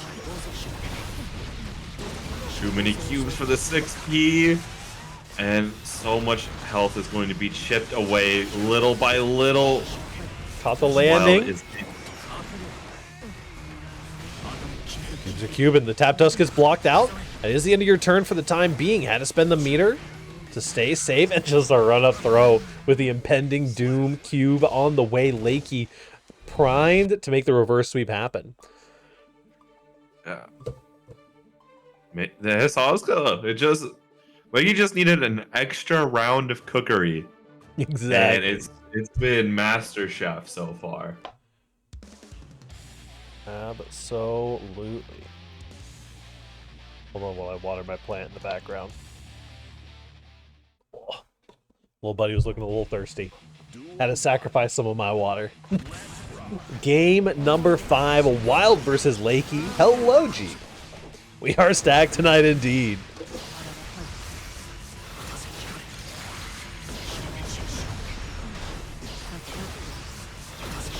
Oh my gosh, the cubes once again mounting an unstoppable pressure. Man. And here comes immediate super. You know, I said this in some No. clips of this to some people earlier. If you're ever wanting to justify learning multiple characters, if it's matchup specific or if it's just to change the vibe after a couple of rounds go south, this is such a good example of like sometimes you might run into someone who just randomly doesn't know the Asuka matchup very well, right? And it's just like, oh hey, if I swap from Slayer, they're a god at the Slayer matchup. Pull out the Asuka, it's just a completely different ball game. Absolutely, and especially your flavor, because when you're playing a pocket, you're not trying to get to someone like Ordinary Magician or El Macho, where you have the cleanest, or even Xando, where you have the cleanest possible gameplay and the most optimized. You have this, you're going to be thrown for a loop by this gameplay, and you're going to deal with it. And that's just, it's so hard to get used to. Here we go, though. Now we are in final game, final round. I being the cross-up flip kick there. Definitely not too bad. This is scary. Combos in the corner, wall splat time. 6H to send you through the wall. 5H round Oh, start. gonna get the link. Your plus not falling for that one, though. The dive kick. And the back air throw sent to the corner. We got so much mana and so many Lakey plus frames. with another final throw. Very nicely done, Lakey. A nail biter, 2-3 coming through. Beautiful stuff. Yeah, now the scary thing will be eventually facing Test Your Luck. Do you pull out the Asuka and try to do what Ordinary Magician couldn't? Or are we just going back, we're going to bank it all on the Slayer? Yeah, it'll be really interesting. I think the Slayer does pretty decently. I forgot Lakey played Asuka until now. It's crazy that Lakey actually tricked me into forgetting as well. My Asuka kind of clean. It's true. It's been so long and the Slayer has been so dominant that I'm just like, yeah, Lakey's just the Slayer player now. They don't play any other characters. What do you mean? They're one of those randoms that was spawned in by Slayer, right? They don't top 8 with any other character. Never. Do not use the pocket Asuka in Nanago. I think you can take Ordinary Magician's word for that, honestly. Yeah. Pretty reliable source, if I do say so myself.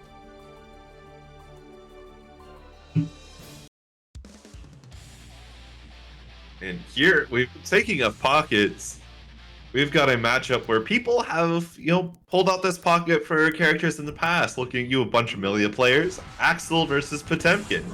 Yep. I mean, listen, this is the zoner versus the grappler. It is the matchup of all time. Squanto has gone on record saying that he doesn't mind this matchup. But we will see how it works out here. Also, hello, Clone. Hope you're having a good day. Ooh, trying to get some armor there. The 2H. Ooh. Nice backdash. Good 6P there. Squanto able to start getting things on the table. All you need is a little bit of Oki. The Heavenly, you know, I like the Heavenly call out there. Would have been a great way to get some momentum back in the game. Sometimes you got to throw out that option, the big hype option, just to get a little bit of mental back for you. Missing out on the Garuda. Mega Fist, it's not gonna stop Festival from being patient. Scary stuff. We've been seeing a lot of Axel in the bracket recently thanks to Galaxy, and Festival is also no joke here. Very scary stuff. The esports button 2H coming through, and they're just so patient.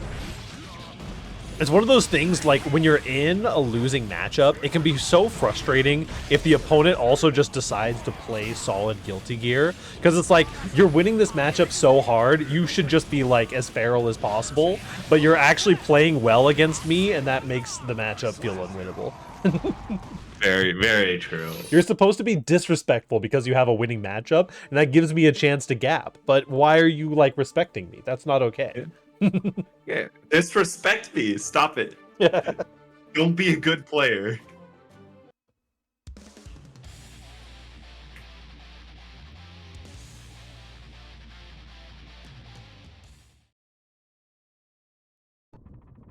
Duel 1. Let's rock. Nice combo at round start. The Axel Bomber gets you the corner. Nice, another burst on the Garuda pressure. Simply does not want to deal with it.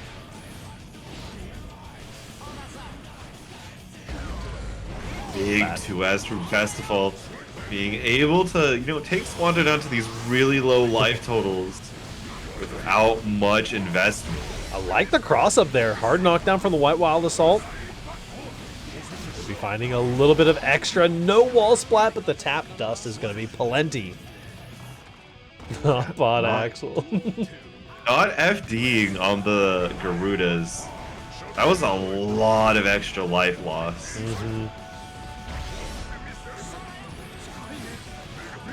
Solid punish on the Wild Assault. Backdash with the Garuda into the Heavenly Potemkin Buster. I think, does this kill with the new scaling? I'm not making a call because I'll be wrong. It does kill. Super kills. Didn't even need anything else. Kill so hard it put you back in the middle of the screen for some reason. Very nicely done. Squanto making the comeback. Pon Axel not insurmountable for sure.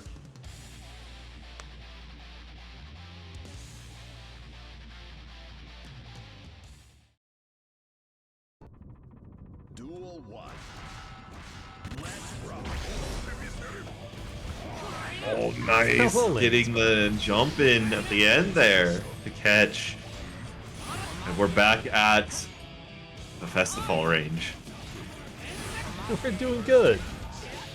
Doing our Thursday bracket. Currently in loser side of top 8. The Axel and Potemkin struggling right now. I cannot believe that Mega Fist landed, honestly. That was so far range. Yeah, and no way is Squanto going to burst that. Too low of a life total.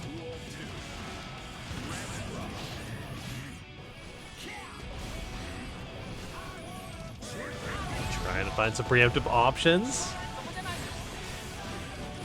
For the hydrate. Got a little bit left. Multiple Garudas, all of them.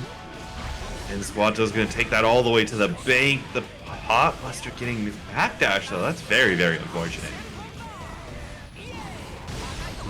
Deflect shield on the last into the tornado. Definitely good. Oh, the gold burst on the flick. One RC. Axel Bomber loops. No, Ooh. we don't get the Axel Bomber loops. That was a clean little combo, though, with the super through the wall, not quite going to be enough to kill, and Potemkin with 50 meter is scary, especially when you're going to jump in like that. Well. You're alive!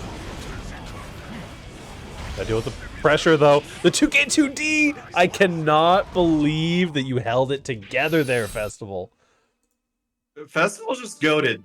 There's nothing else I can say. You gotta be a special kind of player to not just take your hands off the keyboard after getting hit by that Potemkin Buster. Good mental reset from Festival. Going up 2-1 for the matchup so far. Duel 1.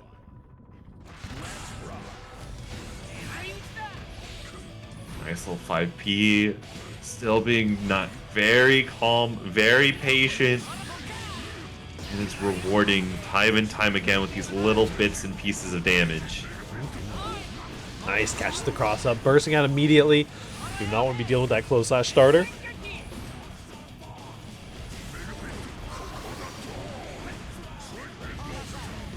The patience.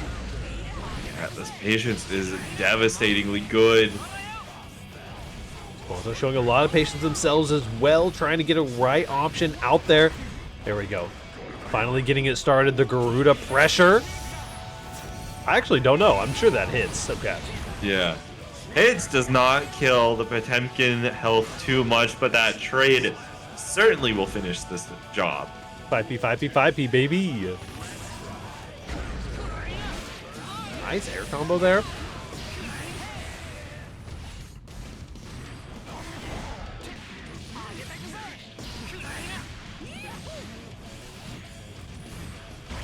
It's Wild Assault in, but yeah, it's minus. You can't just continue your turn. Yeah. I mean, every one of these Wild Assaults has been properly blocked out and properly punished, depending on the spacing, too, which Festival has just been doing such a good job with. This is scary. Wild Assault again, going to come in and hit this time, but backdash to the close slash. The Hammerfall getting blocked, and that's going to be a quick 5K, 6K for Festival. Very nicely done. Festival is just like, hey, listen, I know you're eventually going to do most of the work for me. Very clean match for them. Squanto is going to be going out in 7th, but a very good run indeed. Next up, we've got the real Mike Saftig coming in against 208. Yeah, an RFL team kill, as it were. Mike is pulling up with the ABBA to start off. I mean, against Milia, ABBA does very stupid things. I remember talking to JSAB. He's like, yeah, if I'm ever mad at Amelia, I'll pick ABBA and press 2S. Honestly, fair. Yeah, Squanto the rare Potemkin masochist. First time I've ever gotten 7th in an FNF. I've only gotten 4th and 5th before. Yep, we got the RFL team kill. RFL Mike Saftig rocking that ABBA. Mankind knew that they cannot change society. Up against 208 Studio. You can already tell how careful 208 is having to play against 2S, but you have to walk yourself right into it anyway. Every ABBA is a threat, and this is exactly why. Look at that resource on the uninstall. Backdash gonna get caught by this. Oh, that is massive hit, and yet the PRC just in case. Yeah. Love that PRC. I like the dash cancel into the PRC too, just to be sure you have the checkmate situation. Hey, little card skipper, thank you for the follow, homie. And the ultimate chase down with the Jealous Rage. Yep. YRC at the perfect timing, though. Being forced to mask off. None of that Jealous Rage meter is going to be coming back for you.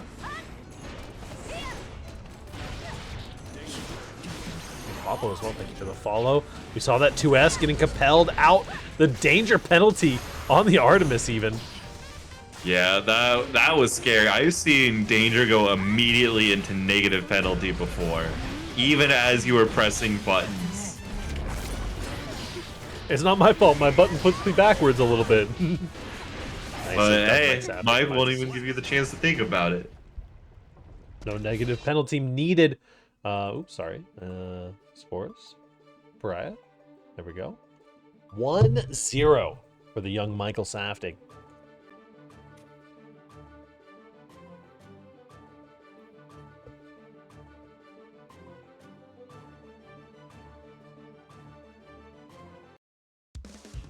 Definitely solid stuff with the ABBA. I think it's a good pick for sure. Rocking the ABBA and Potemkin kills badges, by the way, for 208. Causing a little bit of chaos here. Milia's looking solid. Gotta prove that you have those Slayer titles for a reason. But also, it is Mike Saftig, so... Yeah, this is no ordinary ABBA, that is for sure. Actually whiffs on the second hit that Donzai. Also, I gotta say, 208 uses Artemis, I think, more than any other Milia that I've seen. They really, really are into this Artemis mix. I'm enjoying seeing its use. It's a good button.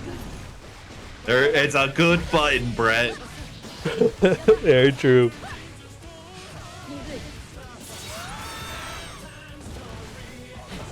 It could also be the Milia collective saying, you know, we're gonna take turns with the Artemis, and it's just 208 Studios' turn. Yeah, we're all gonna figure out who, you know, it's who cooks the most with it, who gets to claim the color. It's like, all right, 208. This week you get to abuse Artemis, and then next week we're all gonna take it off, and then Walter on week 3 you get to start abusing Artemis. Exactly. Gotta keep the character expectations low so people don't realize that you're top 1. Oh, misses the key grab. That's actually so tragic for Mike. Can get a block for free here. Yeah. That honestly is honestly the strongest part about the uninstall for ABBA, as opposed to, you know, when Nago gets out, is that her usually only occurs at the most opportune times. Yeah. It does just kind of give you that free block situation too. You know, it's not like you're punishing the mask off in most of the situations. Solid stuff as well. Getting that super to call out the hair car coming through.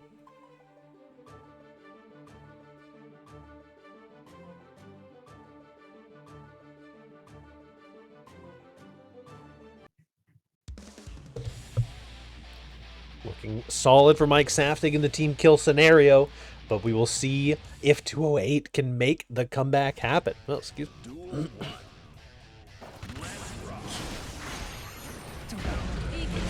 Immediate burst coming out there from 208. Does not want to deal with any pressure from Mike.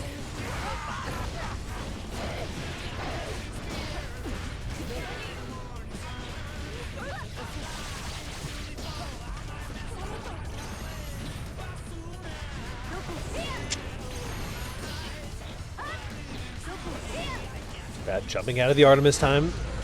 Okay, sure. A little far slash action. Big counter hit. Oh, finds the overhead. You're so dead. Yeah, there's no question. Nary a more dead Milia player there. And now on match point, staring down the 3-0 potentially.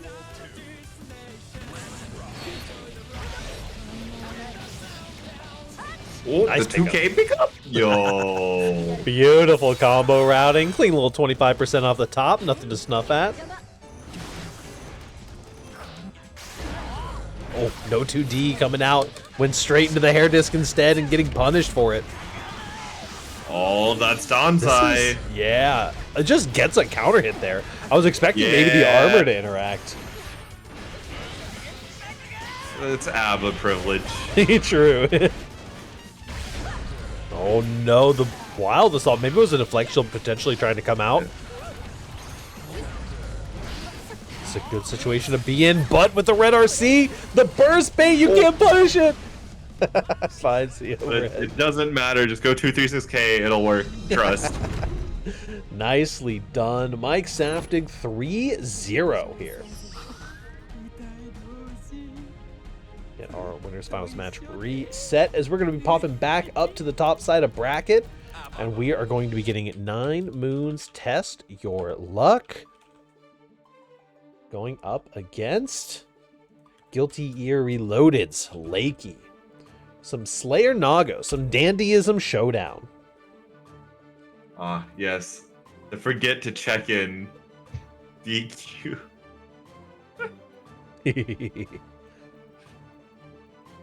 Listen, I'm still thinking that we're going to host an April Fool's bracket that we just honor all check-in DQs. Oh gosh, could you imagine? You forget to check in for grands. You go for game 10 and it's just not in existence because you got DQ'd out of game 1. Like bracket reset, but you don't check into the bracket reset match. That's diabolical.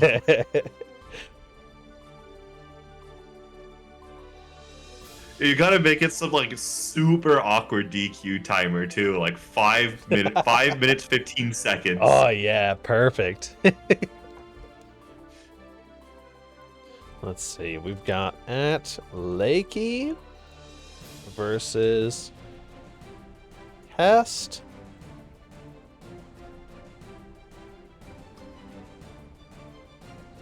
And then after this, we'll be popping back down to the bottom side of bracket to get Wild. Oh, computer? I don't think that's Wild. Computer? Is that Wild on Discord? Good question. We'll find out. Wild versus Festival.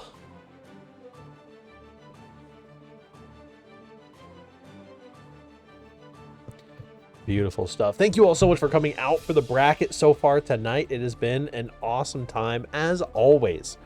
We are here every single Thursday. While we wait for Test Your Luck, I'll go ahead and run through some of the brackets. If you throw in an exclamation point bracket in the chat, we have Grand Blue bi-weekly on Mondays, so check that out for Sky Island Showdown. I just finished a whole bunch of graphics and overlays and stuff for that, so excited to debut those. We got a custom top 8 graphic coming in. I'm very stoked about, so we'll be seeing that this week. That's going to be the 16th is going to be the next one of those. We also currently are in the process of launching a Tekken bracket on Sundays. It's coming soon, TM.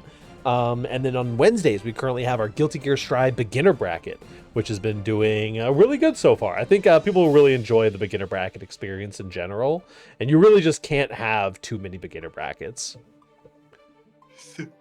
Very, very true. Like, there was a period of time where there were like 3 or 4 beginner brackets on Saturday, I think. That might be pushing it a little bit on all in one day. But, I mean, you got to teach them how to double bracket somehow, right? Yeah. Gotta teach them somehow. You're right about that. It's better to learn how to double bracket in a beginner's bracket than out in the real world. It's scary out there. We got Test Your Luck on the way. We're going to be showing down a little vampire action. Mike better win, because if I win, I have to find another fucking Oscar. I might DQ. Oh, no. You could have 2 more Oscars in your path, currently. It would be scary. I have a hard time. I mean, Mike is such an aggressive. He would be the 4th one. Listen. There are a lot of Oscars that are out and about right now. It happens. And they usually team kill each other out of the bracket. I think this time around there was very few Oscar team kills. And instead they just all had to fight Wild. Yeah. Alright, time to get that cooking. The Wild versus Oscar team crew battle. It's literally just Wild and like 5 Oscars. Yeah, Wild has 10 lives. That's kind of content, honestly. Like, hey, I'm desperately needing to learn this like matchup. Just give me your 5 strongest Oscars and I'm gonna team battle them solo. There's always an RFL team kill. It happens. I know. Yeah, like he's gonna pick Oscar Yeah. against you. I mean, you should have downplayed how well you know the Slayer matchup, honestly. Like, if you come out swinging, knowing the matchup that well, like, what's he gonna do?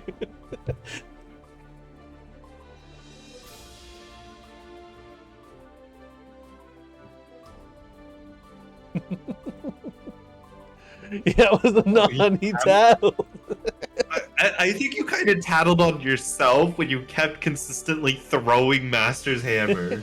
Throw like 3 Master's Hammers in a row and block the mix-up perfectly like 6 times in a row, and it's like, I'm thinking there's something suspicious happening. I can't help it. I'm goated. All I'm saying is you can't blame someone else for your own success.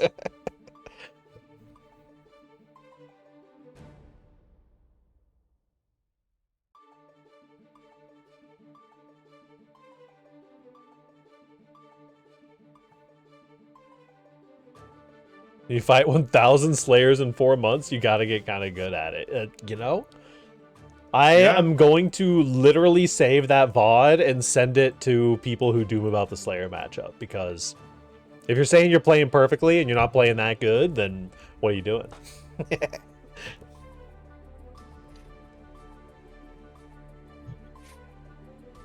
It's a good thing to always just play bad and then never say that I did things right. That's my strat, honestly. I just play bad so my opponent never gets to like feel proud that they outplayed me. Because I'm just like getting hit by, I'm just mashing random shit. Unless Slayer's creator, the dude fucks me up. That's fair. That's I mean, also creator just knows Geo so well.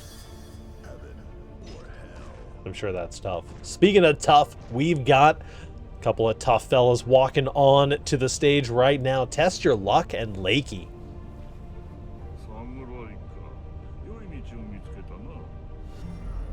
Mike Catch, thank you for the follow. Oh Lord, will it kill? The one-shot archetype personified in these 2 characters.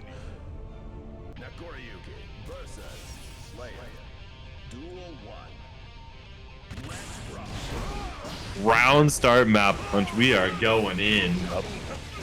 We called out before that Slayer, that Test Your Luck has been waiting generally to do some of that Nago mix, but has not had time to wait against the Slayer character. Counter hit map punch, immediate burst. We're taking no chances with our life total.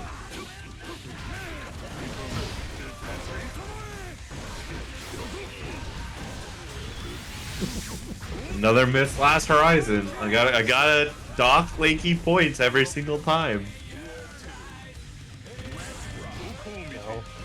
A little bit of patience here on the round start.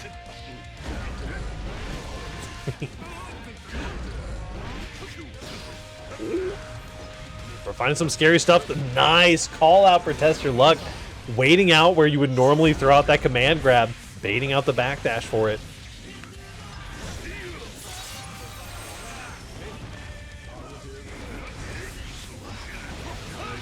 Nicely done. Throwing in the Test Your Luck classic mix.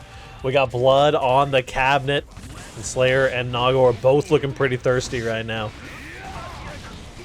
It's the overhead command grab coming out from Test Your Luck. And what a solid delay for that close slash. Test Your Luck is also showing some solid knowledge of this Slayer matchup. You're popping!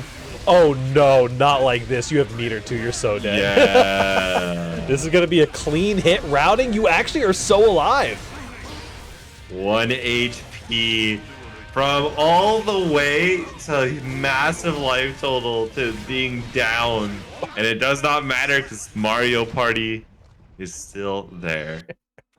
Nicely done for Test Your Luck. Just some unfortunate routing there on the, I mean, you have so many like routing options as Slayer in that situation. It's hard to pick the right one, especially with you're in the like, I have to TOD or there's a good chance that I'm gonna lose. Would have caught that Master's Hammer. I believe it.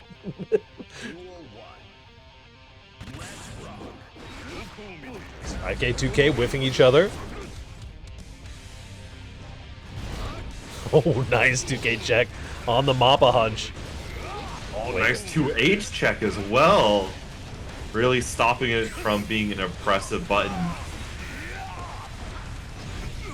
Oh, yeah, we got a little cross-up moment. A little side correction too. You know, I actually really like that option for Lakey because the Test Your Luck has been baiting out the backdash a lot there. And instead going for the forward dash is kind of, that's the next layer of Slayer's game plan, right? You don't have the invincible forward dash anymore, but there are situations that if people are like trying to bait out an option and doing manual delays, you can get that forward dash through your opponent and bait out a button with it. Yeah, and thankfully it's not forward info because can you imagine how awful it would be? That would be really rough. Here we go. Nice backdash on the low.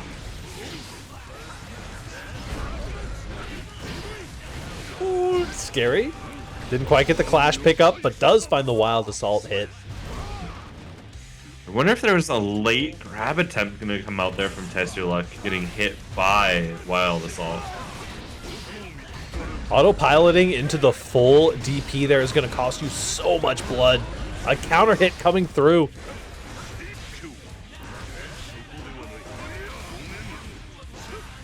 And the blood is pumping, and that's not a kill. Ooh, you're so alive. Even on 3 blood, the Nago, blood-sucking universe time. The JK to cross up, 100-meter available on Slayer, but a 6P. Oh, that's not going to get our seed. Oh, yeah. You gotta love a little wake-up super action. Fanfic writers be like, what if they gave Slayer a new super, and when he did it, he took all his clothes off? They let the fanfic writers cook on that one. 1-1 now. We've got ourselves a ball game. They cannot change. Duel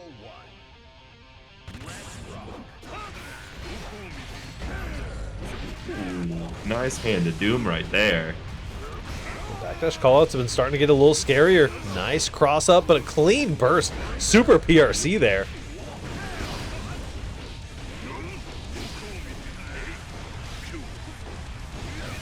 Does connect on the Rekka. Good little burst there. Wants to make Test Your Luck really spend. Tip Rage Fire Slash. That is a terrifying prospect. Blood's coming up, but it's going to be going back down thanks to these far slashes, and a red RC is going to secure the kill.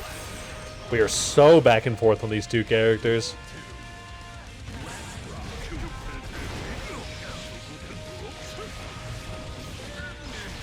Which is also, I mean, I feel like every Nago in this matchup kind of has something to prove, because Test Your Luck is like one of the only remaining Nagos who's not just playing Slayer. Exactly. Chaos Team SSB, thank you for the follow. Cross up coming through. Red RC, I think this loop kills. That's such yes, a good it combo. does. Like, you really showing a lot of good stuff, making Test Your Luck have to scramble for answers. Oh, the blood pop is so close. No follow-up option on that long far slash. Ooh, caught the backdash with a dash through. I think we do find a loop here as well. You might be able to get a kill if you find the wall splat, but not quite.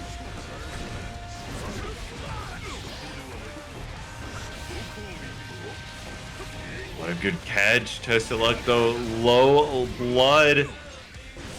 And does find the kill. Doesn't have to worry. Oh my goodness. 2-1 in Test Your Luck's favor. I cannot believe that 5H kill. Holy cow.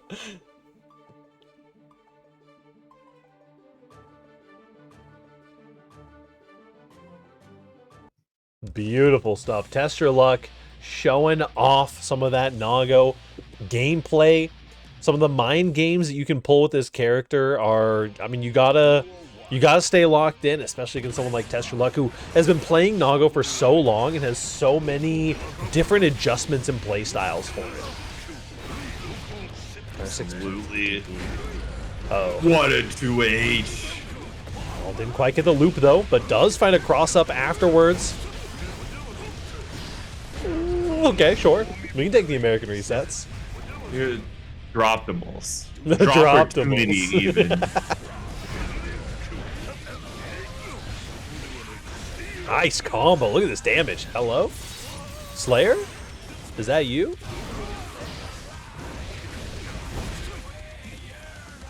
Yep. Super right back to the wall. Positive bonus. But Naga's positive bonus is going to keep you a little bit of extra defenses there. Yep.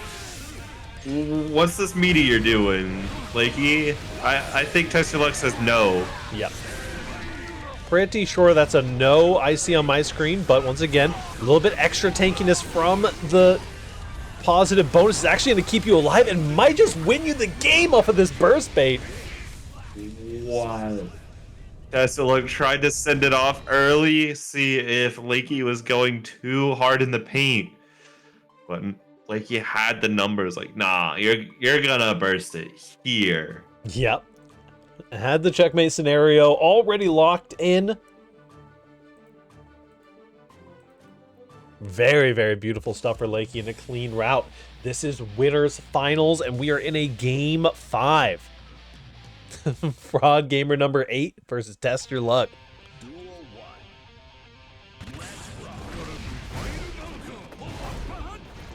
Ooh, trying to get the command grab in there, not quite.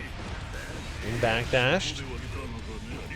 Oh no, couldn't get the throw punish on the blocked hand of Doom. That is unfortunate for Test Your Luck, but Test Your Luck marches on ever forward. Yep. That cross up is so scary. Test Your Luck is refusing to mash in that situation and getting caught up for it. The clean hit leaves you with a pixel left. Napa Hunch is going to be plenty with that frame kill 5P. Ooh. Big close slash. Oh yeah, we're looping. Nago and Slayer both are characters that if they're in the air, they can just keep pressing close slash. I think that was a lot of damage. Gold Burst coming in for Test Your Luck, though. The robbery factor is here for both characters. BRC back, but the Beyblade beats a Mappa Hunch every time. You know the super here? Yeah, there's going to be no blood for Test Your Luck, but there's quite a lot of damage. Get Oki opportunity, a lot to do. Here we go. It's Test Your Luck time. Either I win or you lose. OTG Red RC? All right. Really got to be safe. Final game, final round. Could go either way in the blink of an eye with these two characters. JK is going to be the starter here. Bursting out, does not want to give up that positive bonus. Good backdash and the wild assault going through 2H. You'll love to see it. Oh no. Good drop. Lots of blood being spent here. Oh, the backdash got caught. Help. Nah, that's not a happy situation to be in. Test Your Luck up 3-2 for our winners finals. We'll send Lakey down to losers finals. And that will be a nice patient. You get to wait for a while, cool down after such an intense set. Absolutely. So we've got 3 more before it. We've got Wild versus Festival coming up, and then it's going to be Ordinary Magician versus Mike Safdie. While those two cool off for the time being, we've got some hot matches for you here. Wild has been looking really solid, but is going to have to go through a little bit of a zoner gauntlet here if they want to earn their spot up in grand finals against Test Your Luck. Yeah, and Axel has been an annoying matchup for Geo historically because of how good Axel 2P is at just stopping Geo from existing. But 5P is near worthless in this matchup. But 2P, that's a button. Here we go. Finds a clean combo. Excuse me, is that Kara Super? May not have been intentional Kara Super. Fair.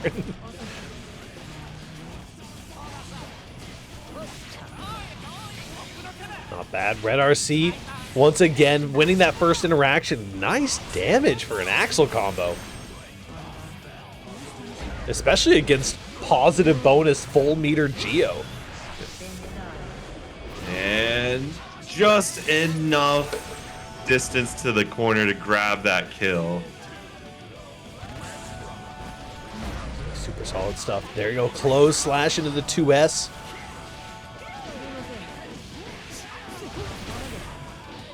Yep. Keep those Geo combos tight and keep that positive bonus flowing. You want all of the meter you can get. Extra defenses do not hurt as well. Ooh, 6P on Wake Up. Yeah, that was a very sick answer. Oh, yeah, just have to respect Tornado. Geo doesn't really have a button she can use to kind of bully her way through it. I like Festival a lot when they're getting into these scrambly situations. We're seeing some of those deep run-ins into the jump backs. Right there. There it is again. Baiting out the throw this time. And is going to be able to find the kill for it. Nicely done.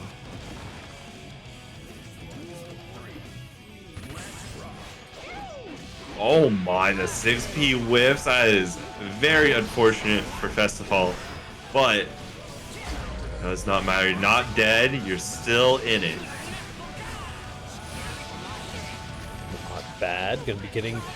Before you even realize you're down below 20% HP...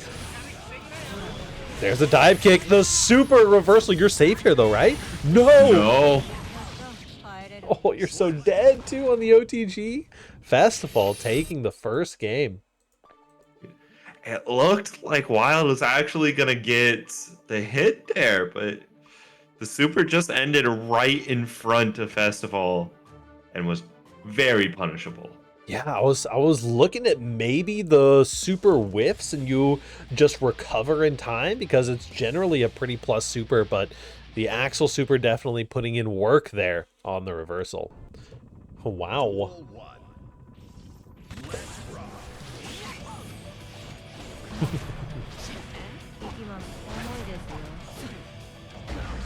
Oh my, the far slash counter hit, what an excellent starter to force a burst off of.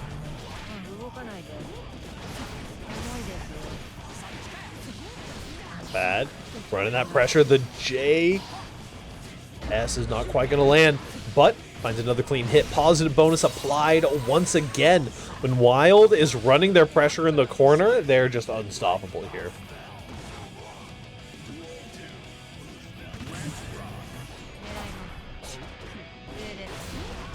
Catches the backdash with the 2-1 for S, but it's not enough for Wild. Extra combo and sending Festival to a one-hit situation. A little bit scary for you, but Wild just has to find one good interaction to find the kill here. Festival in the driver's seat for the time being, jumping over the tornado. Oh, nice burst. Festival not getting it baited. That big low slash that will find a round win. Yeah, no burst coming out. Going to save it for the next round, understandably.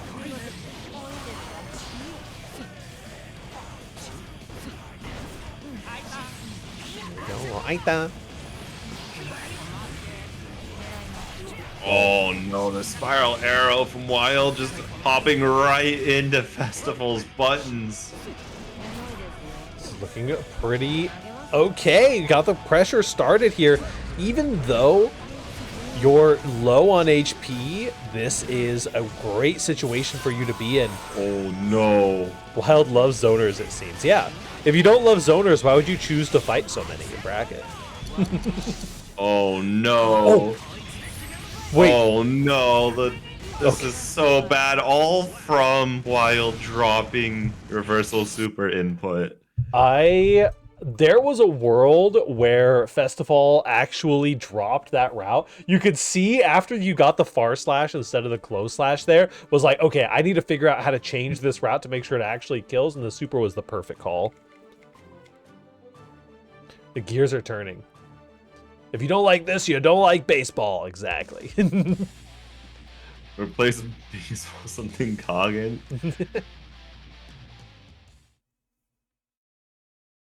Best of all, looking solid here. The football, yeah, there we go. Yeah, we got Guilty Gear football coming out soon, for sure, right? Yeah. The Dallas Cowboys collab is coming, trust.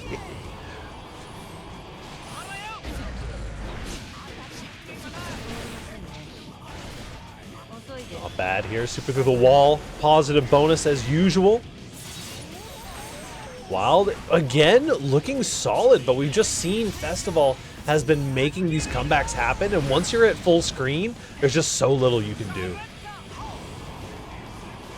Has to back off from the tornado. Ooh, finds it. And no, can't get the far slash. Oh no. Link gives Festival another chance at life. It can't happen like this. It could happen to you. Wild Assault tap dust. There we go. Dead or Alive can have their spin-offs. Why not Guilty Gear? We need a good in-universe Guilty Gear spin-off game.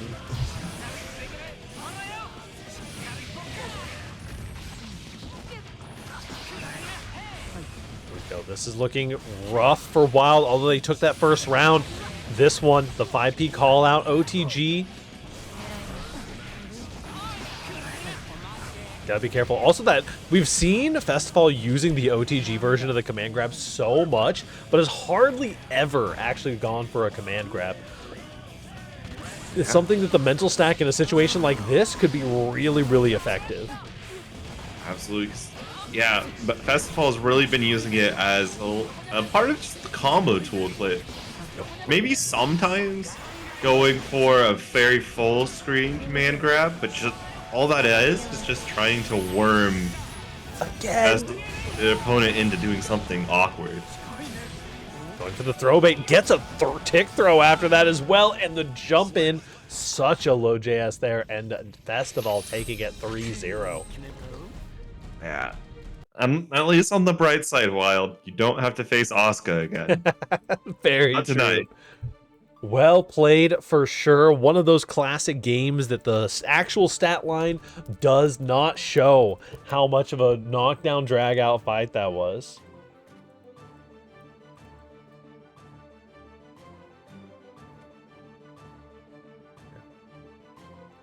Yeah, Festival now will be moving on to losers semifinal.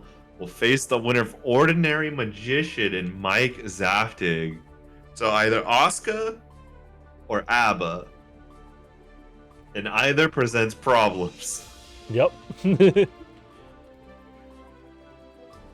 I've not gotten to see a lot of, turns out zoners are my fucking kryptonite. GG's. Hey, GG's, Wild. I gotta say, you have so far been the best anti-Slayer player that I have seen hands down in any situation. So you can hold that title for sure. The zoners, unfortunately, they came out to play this week. We've got Mike Saftig repping that RFL tag. Yeah, and back on the soul for this matchup.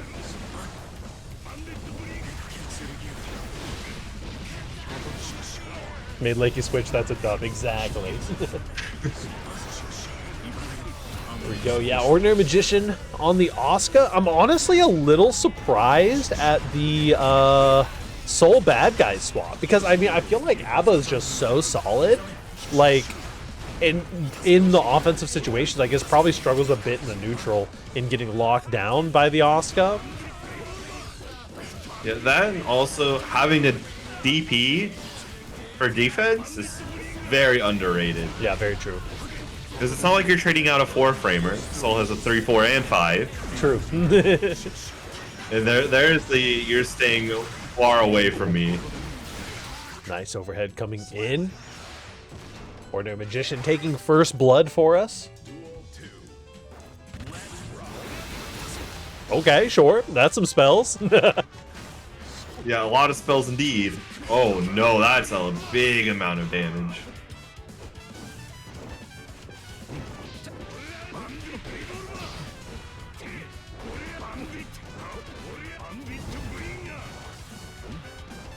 The wrist, it's cranked. If it weren't for the mana that Ordinary Magician just got, it would have spelled death. But here we go, Tyrant Rave through the wall. A singular guess, all you get.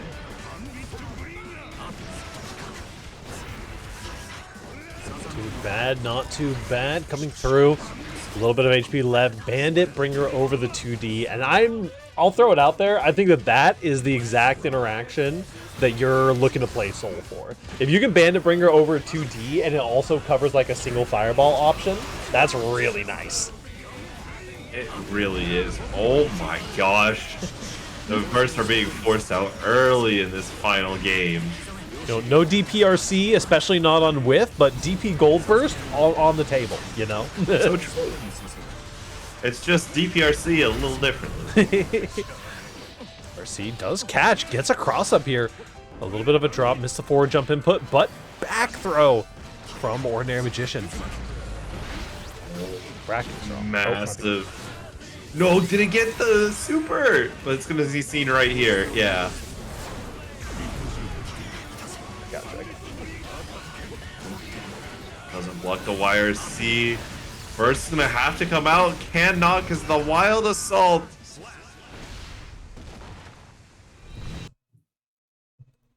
And Ordinary Magician taking game number 1 Solid on stuff. the board for. This is an interesting situation to be in too, because you're just like, will Mike Zaptic swap? What will Mike Zaptic swap to? The character pool is is deep for sure. Mankind new. Duel 1. Let's rock.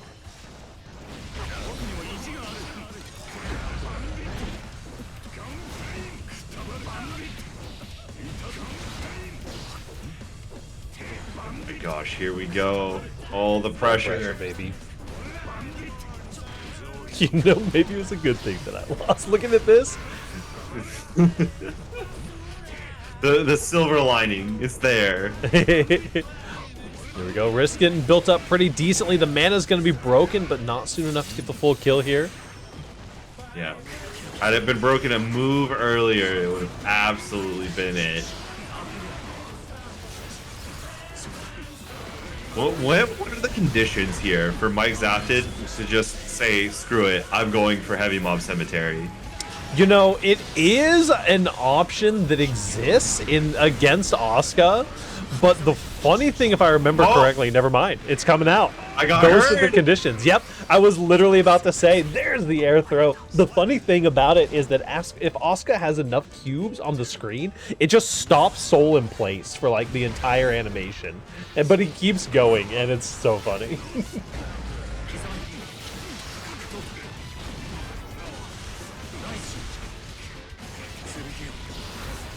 A little bit scary here. Meters building. Mob Cemetery's on the table. Finding the burst. But yeah, that was way too high of a JH hit. Nice. The cubes are coming through, doing their job. Go forth, my cubes, and win me the neutral.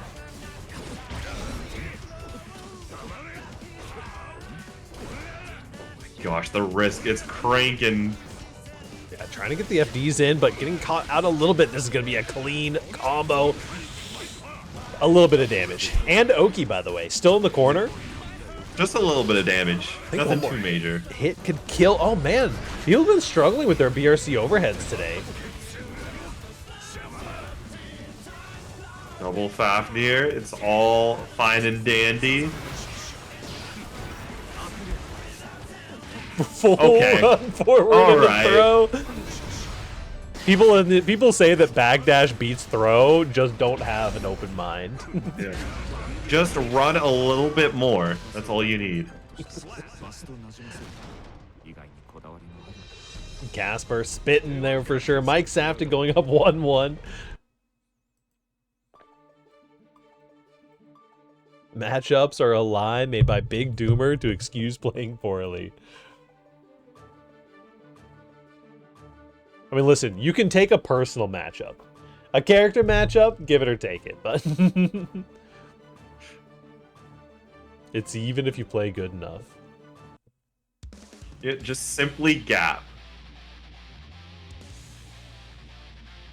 True matchup tech. Exactly. Duel 1-1 currently. Gonna see if we can find some of our own matchup tech here. Nice air throw from Magician. Yeah. The run up, just, you know, I threw you last time. Hold this R slash. Oh. There we go. Nice mix up on the teleport for Ordinary Magician. Gonna find a good chunk of damage with the bouncing. Never mind. We're not finding any damage. There's. You can stop comboing, please. It's not dealing any damage. You found the reset. Yeah, the combos that take you to infinitely negative risk. 1 damage, 1 damage, 1 damage.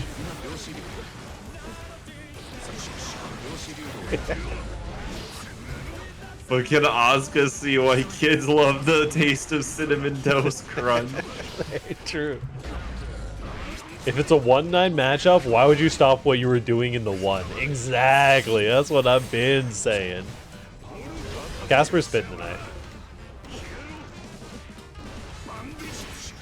Ooh, nice 6P, stopping Mike Zaptic from gaining much more ground. And a really good too. Here we go. PRC up into air throw. Oh! Oh, patience. Knowing that teleport was on the table. Actually got pulled out of the tap dust. Blocked the second one. Finds the counter hit close slash burst is available. It comes out immediately. A nice optimal 2D, bringing back a spell. 2D. More 2Ds. And yet, very, very simple Tyrant Rave. Yep. Easy money there, tying us up 1-1. This is a close match for sure.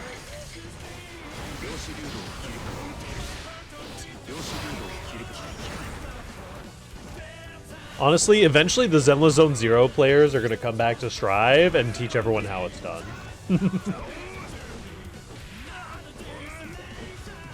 Gosh, the dash close slash on loop. Yep.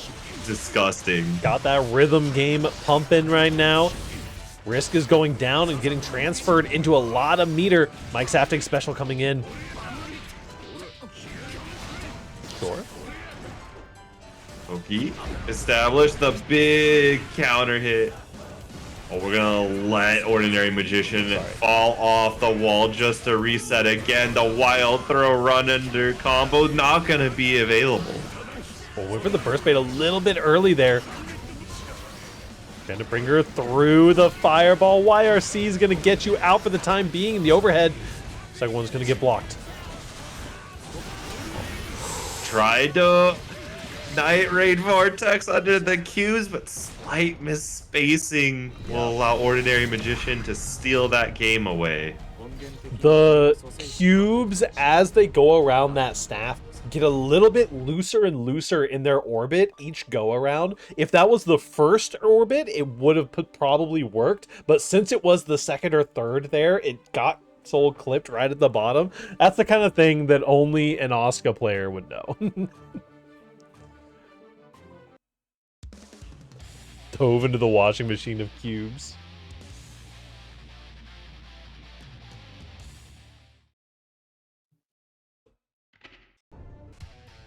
Duel 1.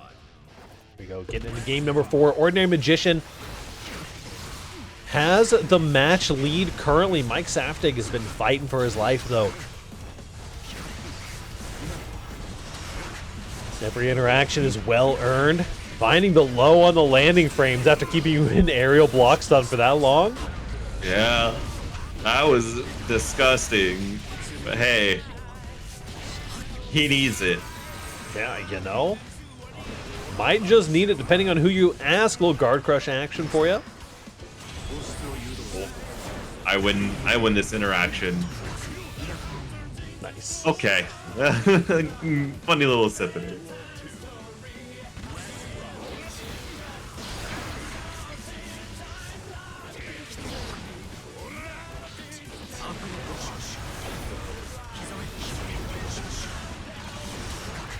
go. Plenty of plus frames on deck. Oh, the most insane 2S I've ever seen in my life. Gets you a counter hit that I think surprised everybody. That was very calculated.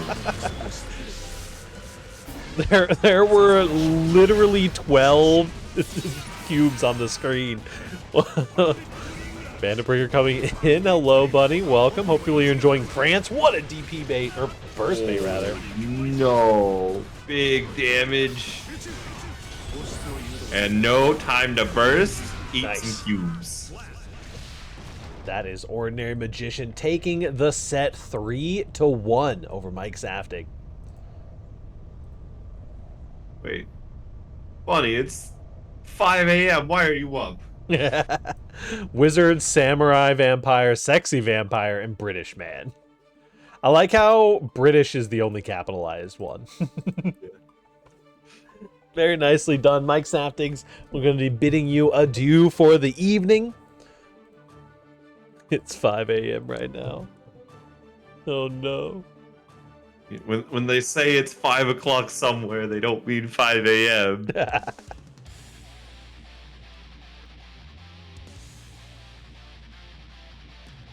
Now we've got two longer range characters fighting each other.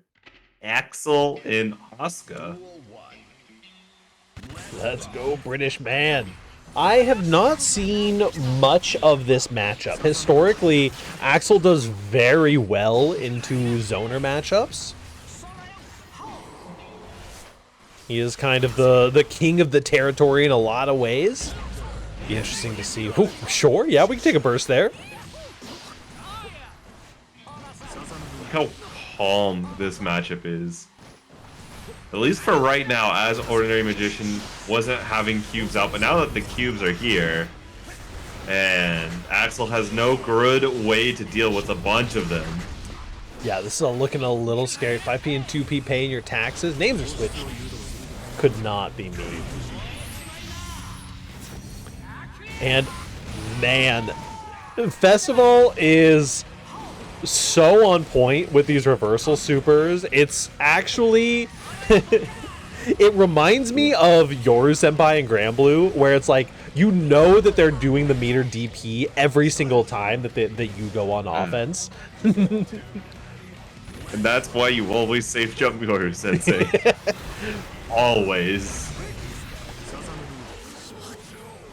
And just the second that you get your turn back, you know they're not afraid to let it rip on that Axel super. And also, I think I've seen Festival use Axel's reversal super more times in one game than I've seen every other Axel player use it collectively.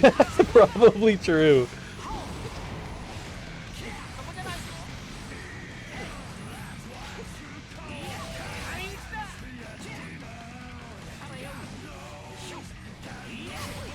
Casting mana's broken, but not really able to find anything.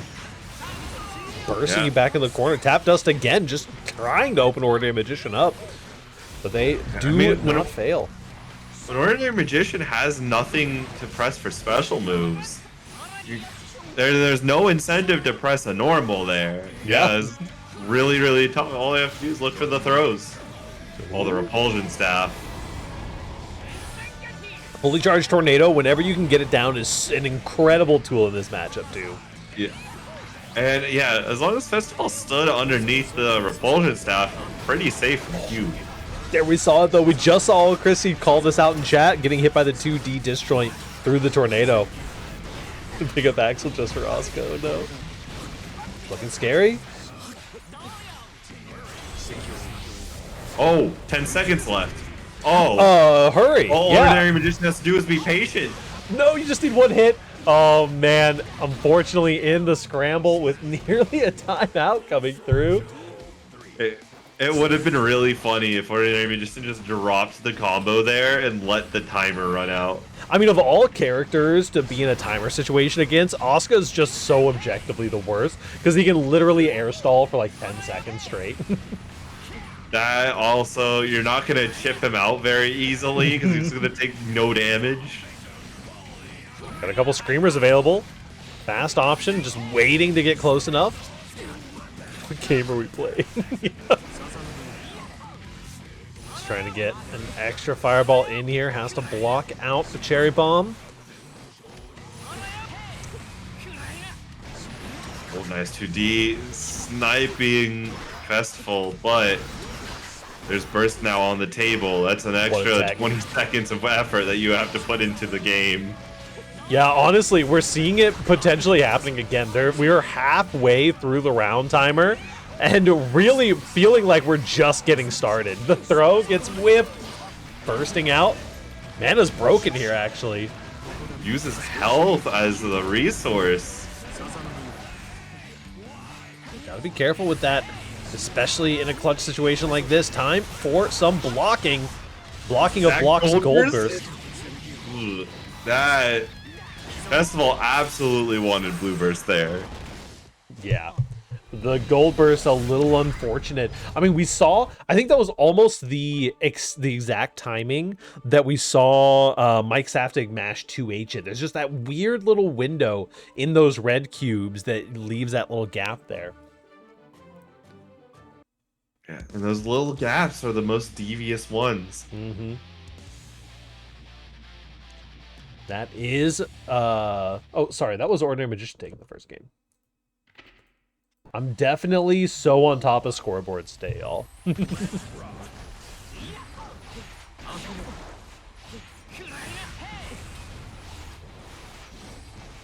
They're just playing so patiently.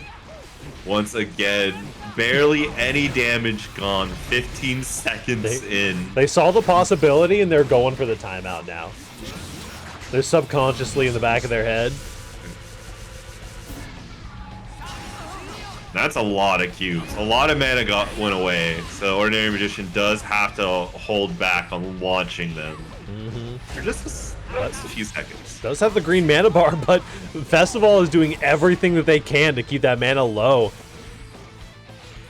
I mean, that is what you got to do against Axel when you're playing against Asuka.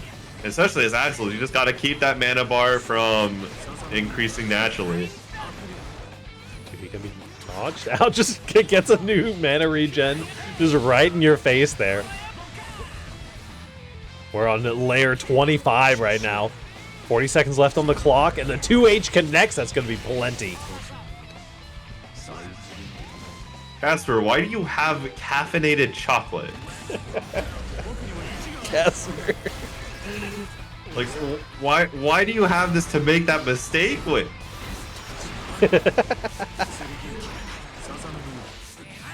I mean, do you at least have normal chocolate so it's a, like, reasonable mistake to make, or do you only have caffeinated chocolate at your house?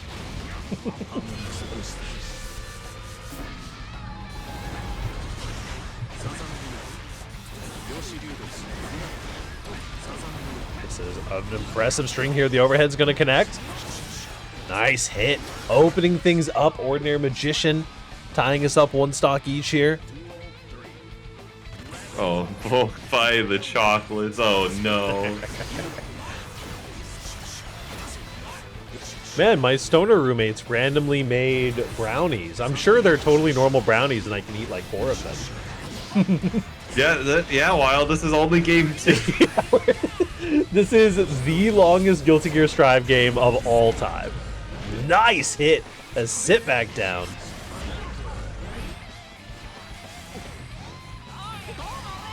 Blocks, and they're both just whiffing. No one can land a button so far. But a back throw will certainly land. Okay. 5P calling out the Wild Assault, sure. Mana's broken. That's going to be enough to kill.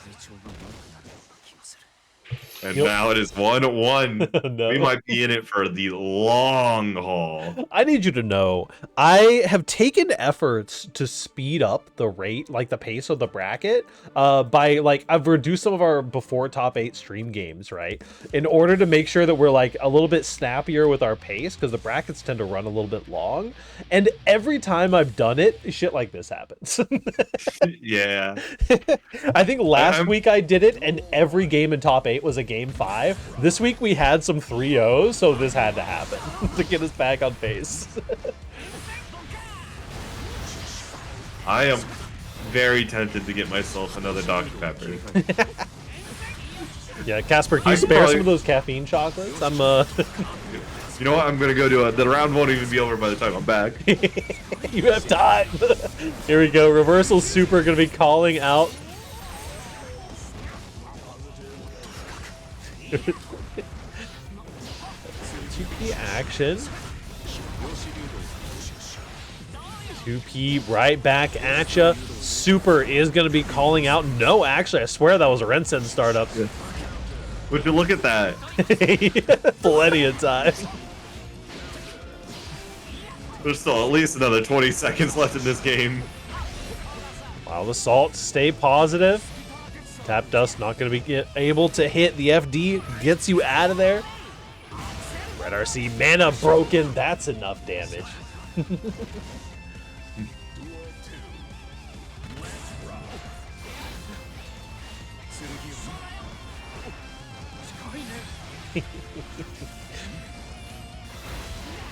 Oh no, the clip, the 6K.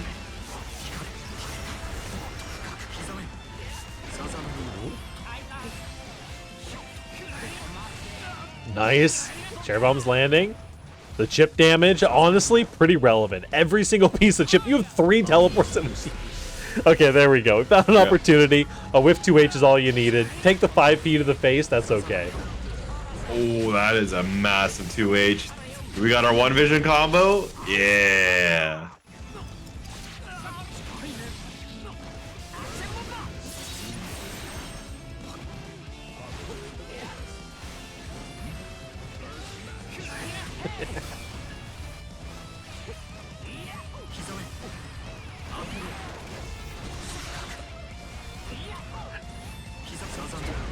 Nice. Nice. JS is landing.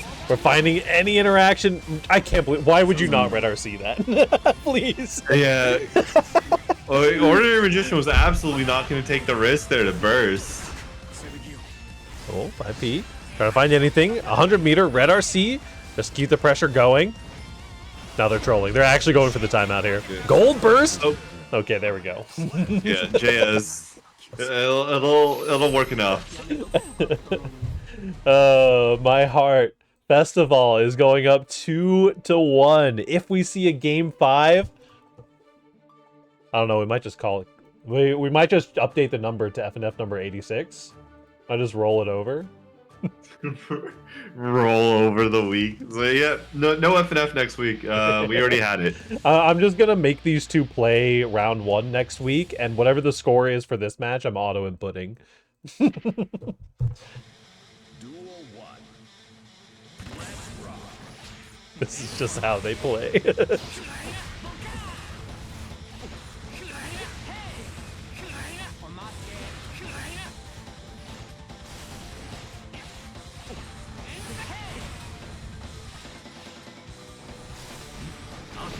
It's just constant patient playing this whole time. Yep. Fireball getting caught out. And there's so many situations where Ordinary Magician just isn't able to do anything, even because you know the 5P or the 2H is just going to be coming flying across the screen. We're 40 seconds in. Ordinary Magician's done more damage to themselves, gaining mana back than anything else. Nice tornado into the counter hit close slash. Red RC to confirm. By the way, Festival has 100 meter currently. And there we go. There's meter getting spent. Just send off the super. No big deal.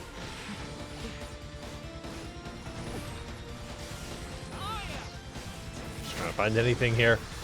Cube's coming in. 30 seconds on the clock. Nice meet the back throw. That's the start of something nice with this gold burst. I don't know if Ordinary Magician... Okay, I was going to say, I don't think that Ordinary Magician can kill fast enough to win that round. It's actually relevant information, because with Axel having full HP in that situation, you would have to get some really nasty counter hits to make it happen. Yeah, or a lot of risk. Yeah.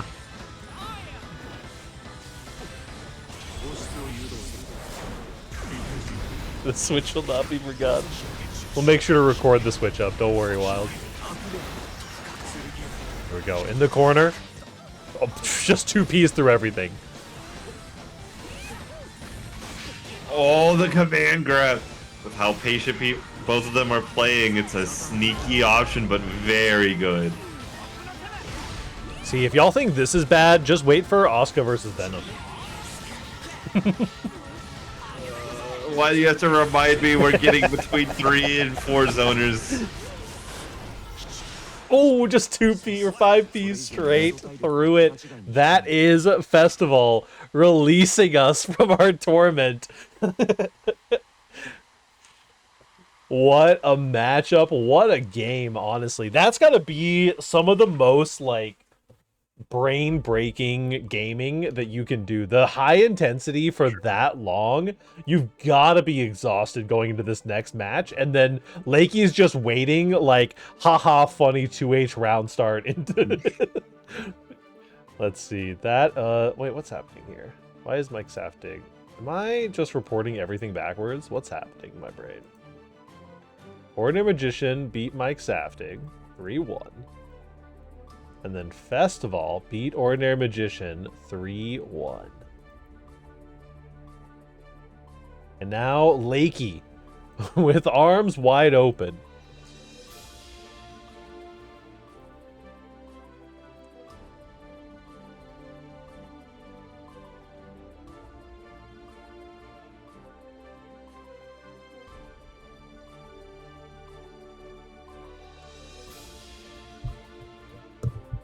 They're used to playing like this. Honestly, fair. Beautiful stuff, though. Ordinary Magician securing that solid 4th place. Festival and Lakey both officially in the money for the match Reno. We will see who takes it home and who gets the opportunity to go up against Test Your Luck.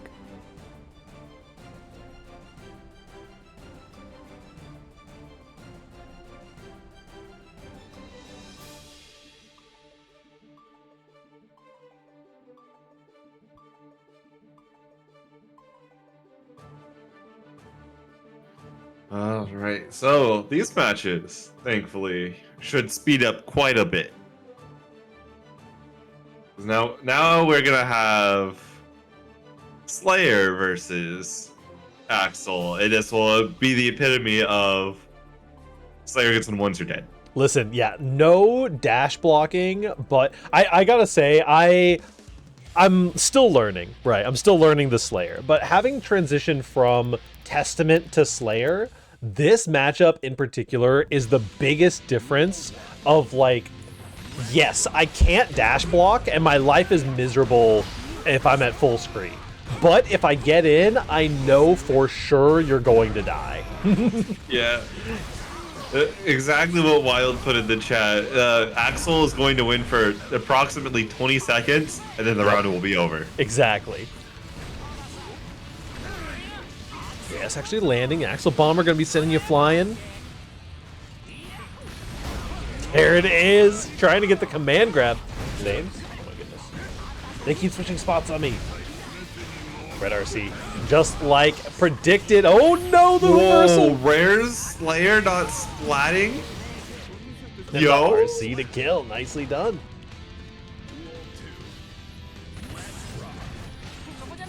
Breaking the curse 2H.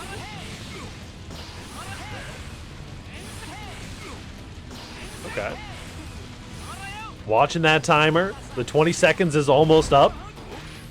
Nice throw to punish the Mappa Hunch. Gold burst. If you're going to burst, it might as well be golden. It's looking pretty good, actually, for Axel still, though. Even with the positive bonus from Gold Burst, it's going to be a good chunk of damage. Yeah, Festival is really eating off of Wild support. What a Wild super Mappa Hunch. Yeah, that's a good call out. 2K2D into nothing, though, is also kind of wild.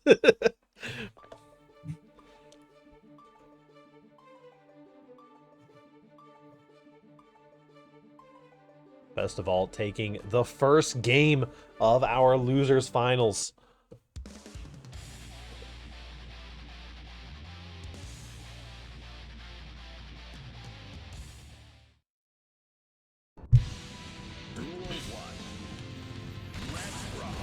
Oh no. big to it. Free burst. Just a little burst tax there. Nice throw. Uh-oh. Hold on.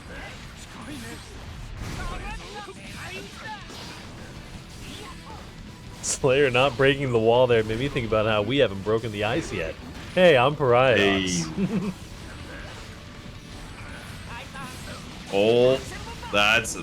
Oh, decides to burst. I don't know about that one, Lakey, but it is Slayer, so traditional wisdom does sometimes go out the window. You have had your 20 seconds in the sun. Does this kill? This is so scaled. Okay, not quite. Okay. I was holding my breath for that one. I was waiting for the individual hits once you bounced around. I was like, I still don't know. So surely this can't kill. Not even on Axel. Alright, 20 seconds in the sun is done. Nice. I love the fast dandy step to dodge the close slash. Good throw.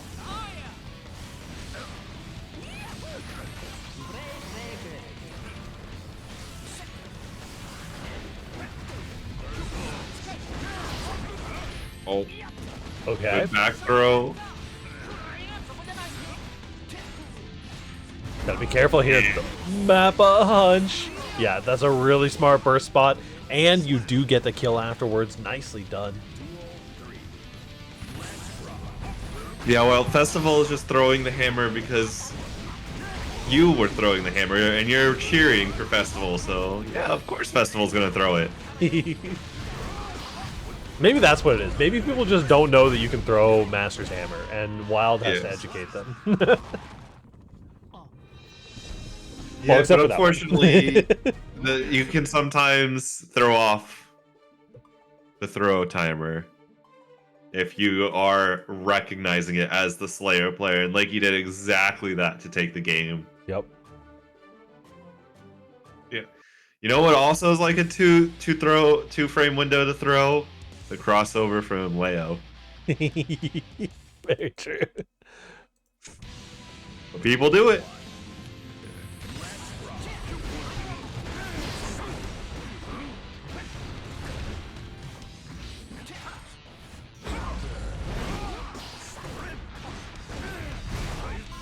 Nice. The patience to not mash there, but the PRC to keep you safe. Universe counters on the table. The risk is going up. Oh man, spent it all on that tap dust. Nice block on the map hunch. You're dash blocking it. You can definitely be close enough for a throw. We're blocking like champions here. And we're mashing throw on wake up too. The air throw. We're a grappler, Axel, now. There's the command grab just to prove the point. One vision. Yep. This should be enough. Oh, no! That's a wall break. I cursed Festival so much. Into the So anti-air sorry. 2H, though. Does manage to get themselves back into the game. Trying to find anything. Huge.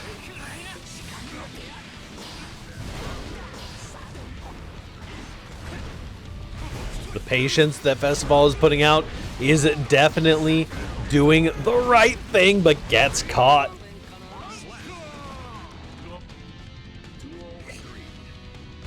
Axel stopping time made me think about how you used to stop and give me the time of day. Wait, content, Casper, I think we're going down like the wrong kind of pipeline here. We started with pickup lines and we're already like guilt tripping. We're only like 3 pickup lines in. Yeah. Where's my hug?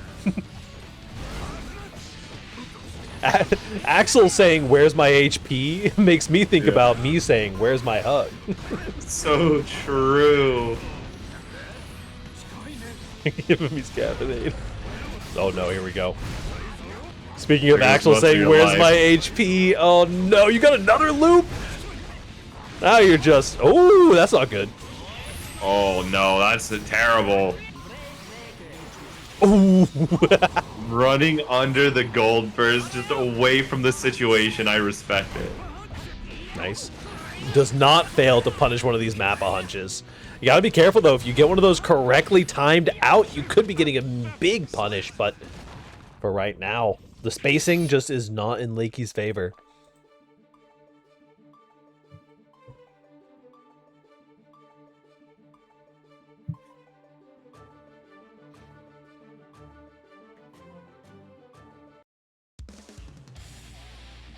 Potential set point here for Festival might be bringing us the Axel to the Grands. Mine. Hey, yeah, we got you in the tile wild. We always put the winner side of top 8 in the title. I struggled for a long time because I wanted to put players' names in the title, but didn't know how to like pick and choose without like playing favorites. So I just put the top side of winner side in every time. I was surprised you don't just immediately put any OEG member in there. It is your stream, it's your tournament. I can do whatever I want. True. If they don't like it, they could go do another one. Go run their own tournament. Oh, here we go. Speaking of going and doing what you want. If you don't like it, you can get into the next round.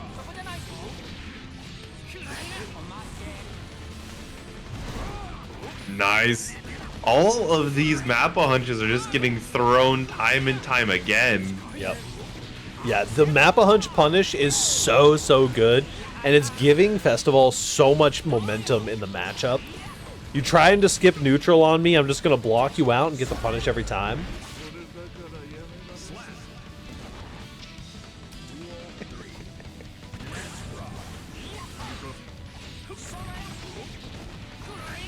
Too bad. 2H. Festival. Finally, a Mappa hunch that's not getting thrown for Lakey. But these Master's Hammers sure are getting thrown.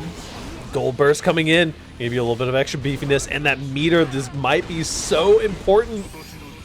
DRC forward, trying to find anything, gets the counter hit on the Master's Hammer this time. We're sitting about like a 75% Master's Hammer throw rate, which is good, but might not be good enough to win the game with how much damage that counter hit did. And that's going to be set point for real. Game number 5 is upon us. That it is. We only have one more game of Axel versus Slayer. Potentially. I mean, Test Your Luck might have the pocket. You never know. I expect all Nago players to at least have a pocket Slayer.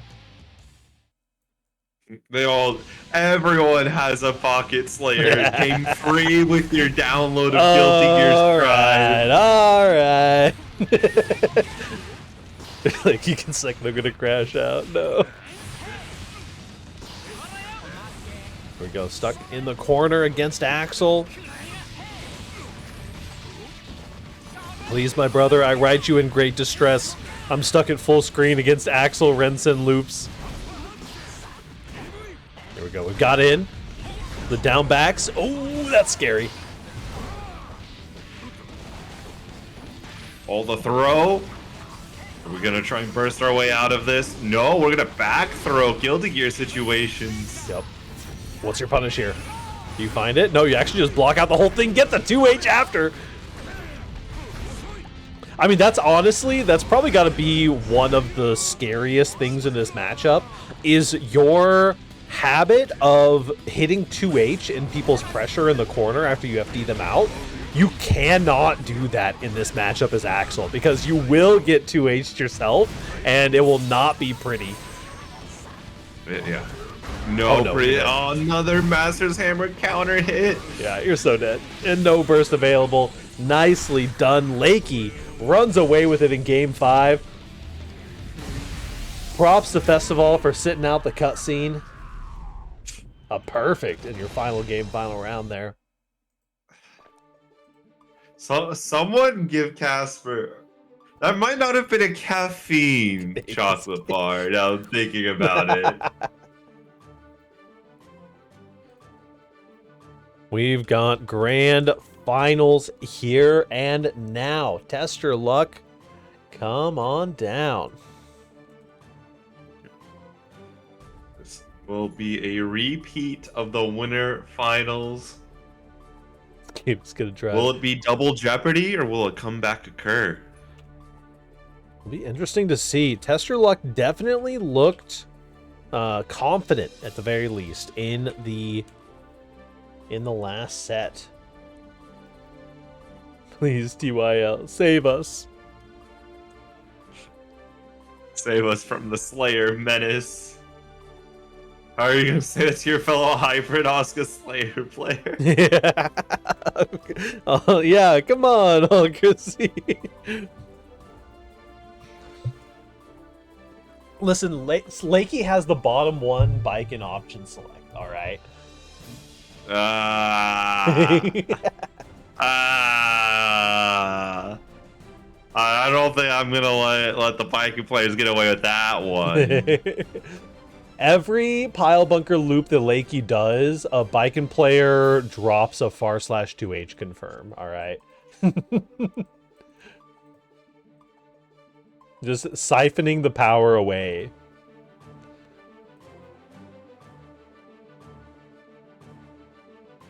We're in this together.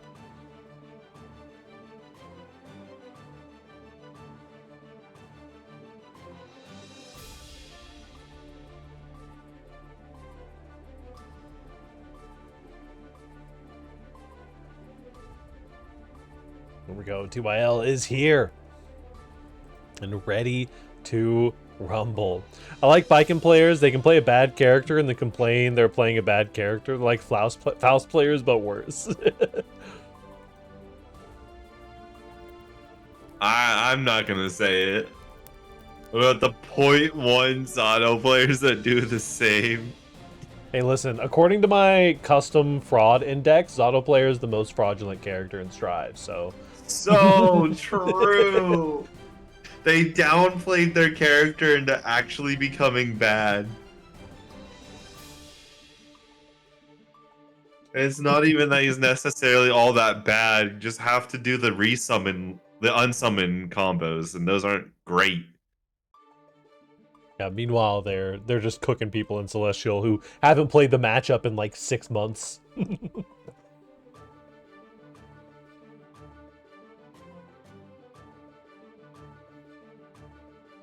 Don't let Classified hear you say that Faust is bad. True. Does Classified just hate Faust? Is that what it is?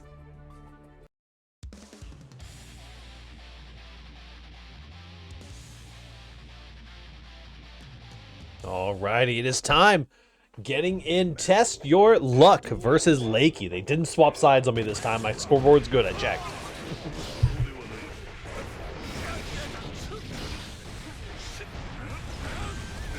Oh my gosh, just mashing 2H? Lakey? Are we real? Hey, listen, if you're gonna be stealing rounds, you gotta do it right. I guess so. Whiffing pile bunker though. Woo.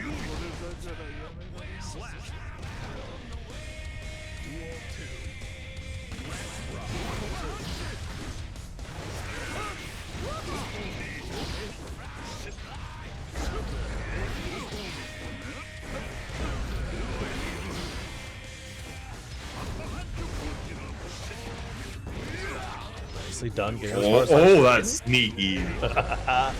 Caught Lakey blocking, but is gonna be able to get the counter hit right after. Nicely done for Test Your Luck, taking a swift round one. Here you go. Where's the Paradox fraud index? There it is. The Paradox fraud index. Test Your The Luck taking PFI. game one. Hey, Oscar's number 3 on there, so. Man.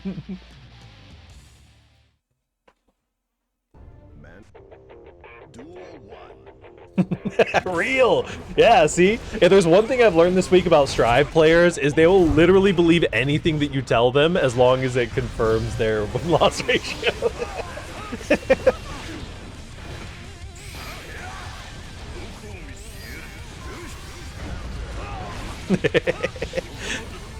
Nice burst bait. Test your luck is running away with this. Oscar is always welcome with me. Nice 2H coming through. The flex shield getting blood-sucking universe. Oh no, we're doing command grab loops. You got thrown out of your close slash. All right, all right, all right, all right.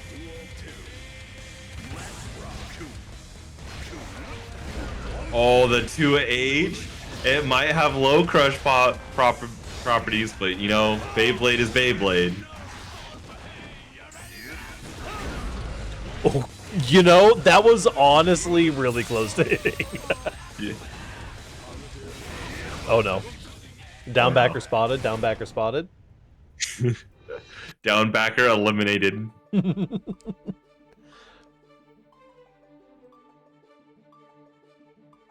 There we go. 2-0 for Test Your Luck. Looking to run away with this with no chance of a bracket reset. Just needs one more game to do so.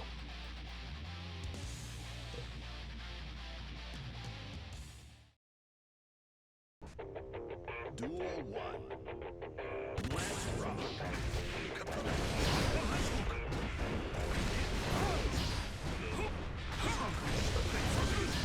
But Lakey, though, not going to give Test Your Luck any quarter. Gonna have to fight for this game 3. Absolutely. Good damage on the super map, a hunch. They get the hard knockdown as well. The 2P into glow slash. Nicely done. Perfect coming back for Lakey. We always say the journey of the reverse sweep begins with a single round, and Lakey has made that happen with a perfect nonetheless. Test Your Luck, all the 2S getting whiff punished out by the Master's Hammer. What a mash. RC just to get some Oki. Okay. And the Fukio back gets baited. Getting thrown out of your own offense constantly. Lakey's got to be getting tired of it, but ooh, that's a big counter hit. Yeah. Back to square one. Too much blood for Test Your Luck to safely make any approach. There it is. The neutral, the finesse that Lakey was displaying, and to just get caught by a Beyblade forward far slash. I mean, finesse is certainly a word for what went on. Hey, listen, we call it cool when Geo players spam forward and backward on their hitbox, all right? I don't know what you're talking about. We.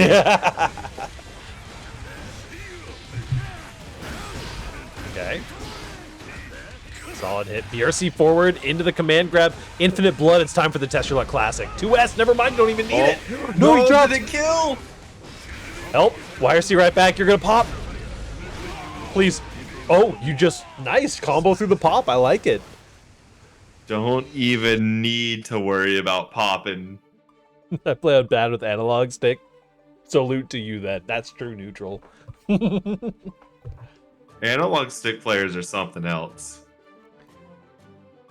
I've been too leverless pilled to ever go back to pad, much less analog stick pad.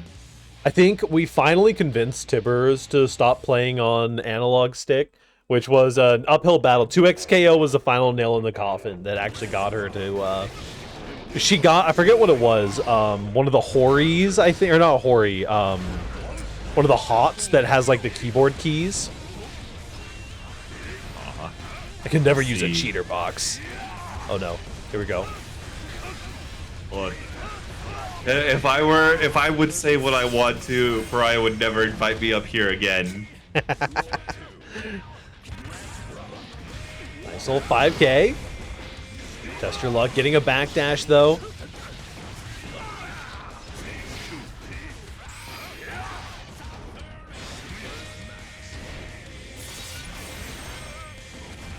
Too bad. This is some good damage coming in.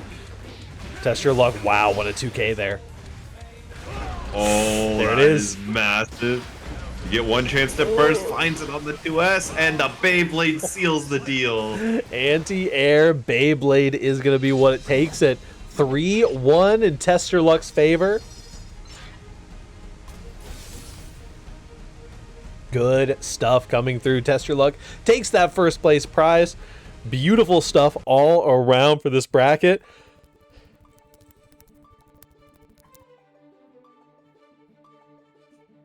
Because mad about you canceling smoke session, we should have done the Swiss bracket. No. There are 5 people. I'm not putting my hard-earned money into a 5-person Swiss. Understandable. Hey, thank you all so much for coming out. Check out the Matcherino. Got it unlocked thanks to the turnout. I wanted your lunch money. While just trying to rob Kopi out here, I understand. Take my lunch money next week. Wild's like, they don't got as many zoners over there. Speaking of which, check out Smoke Sessions. They're the other Thursday Strive bracket. They are our goats. Morty and Kopi run a great show over there. I don't ever get to catch it, but I know that they always have a good time. They always come back into this stream with a good mood. Thank you as well, Jimmy, for coming out. And thank you all. Make sure to check out some of our other OEG brackets. We got Sky Show. We've got, pardon me, I forget what the Tekken bracket on Sunday. The name is escaping me since we rebranded it. We've got Beginner Blazing on Wednesdays for Beginner Guilty Gear Strive brackets. Kopi, you got any shout-outs you want to do before the end of the night? Other than, Smoke Sessions, next Thursday we'll have $50 minimum. It does start 30 minutes before... True. FNF, and Brian and I, we're homies. We can work around the double bracketing, no problem. Very true. We're very experienced. I think we've been running a bracket on the same day for like a year and a half now, so we are used to it.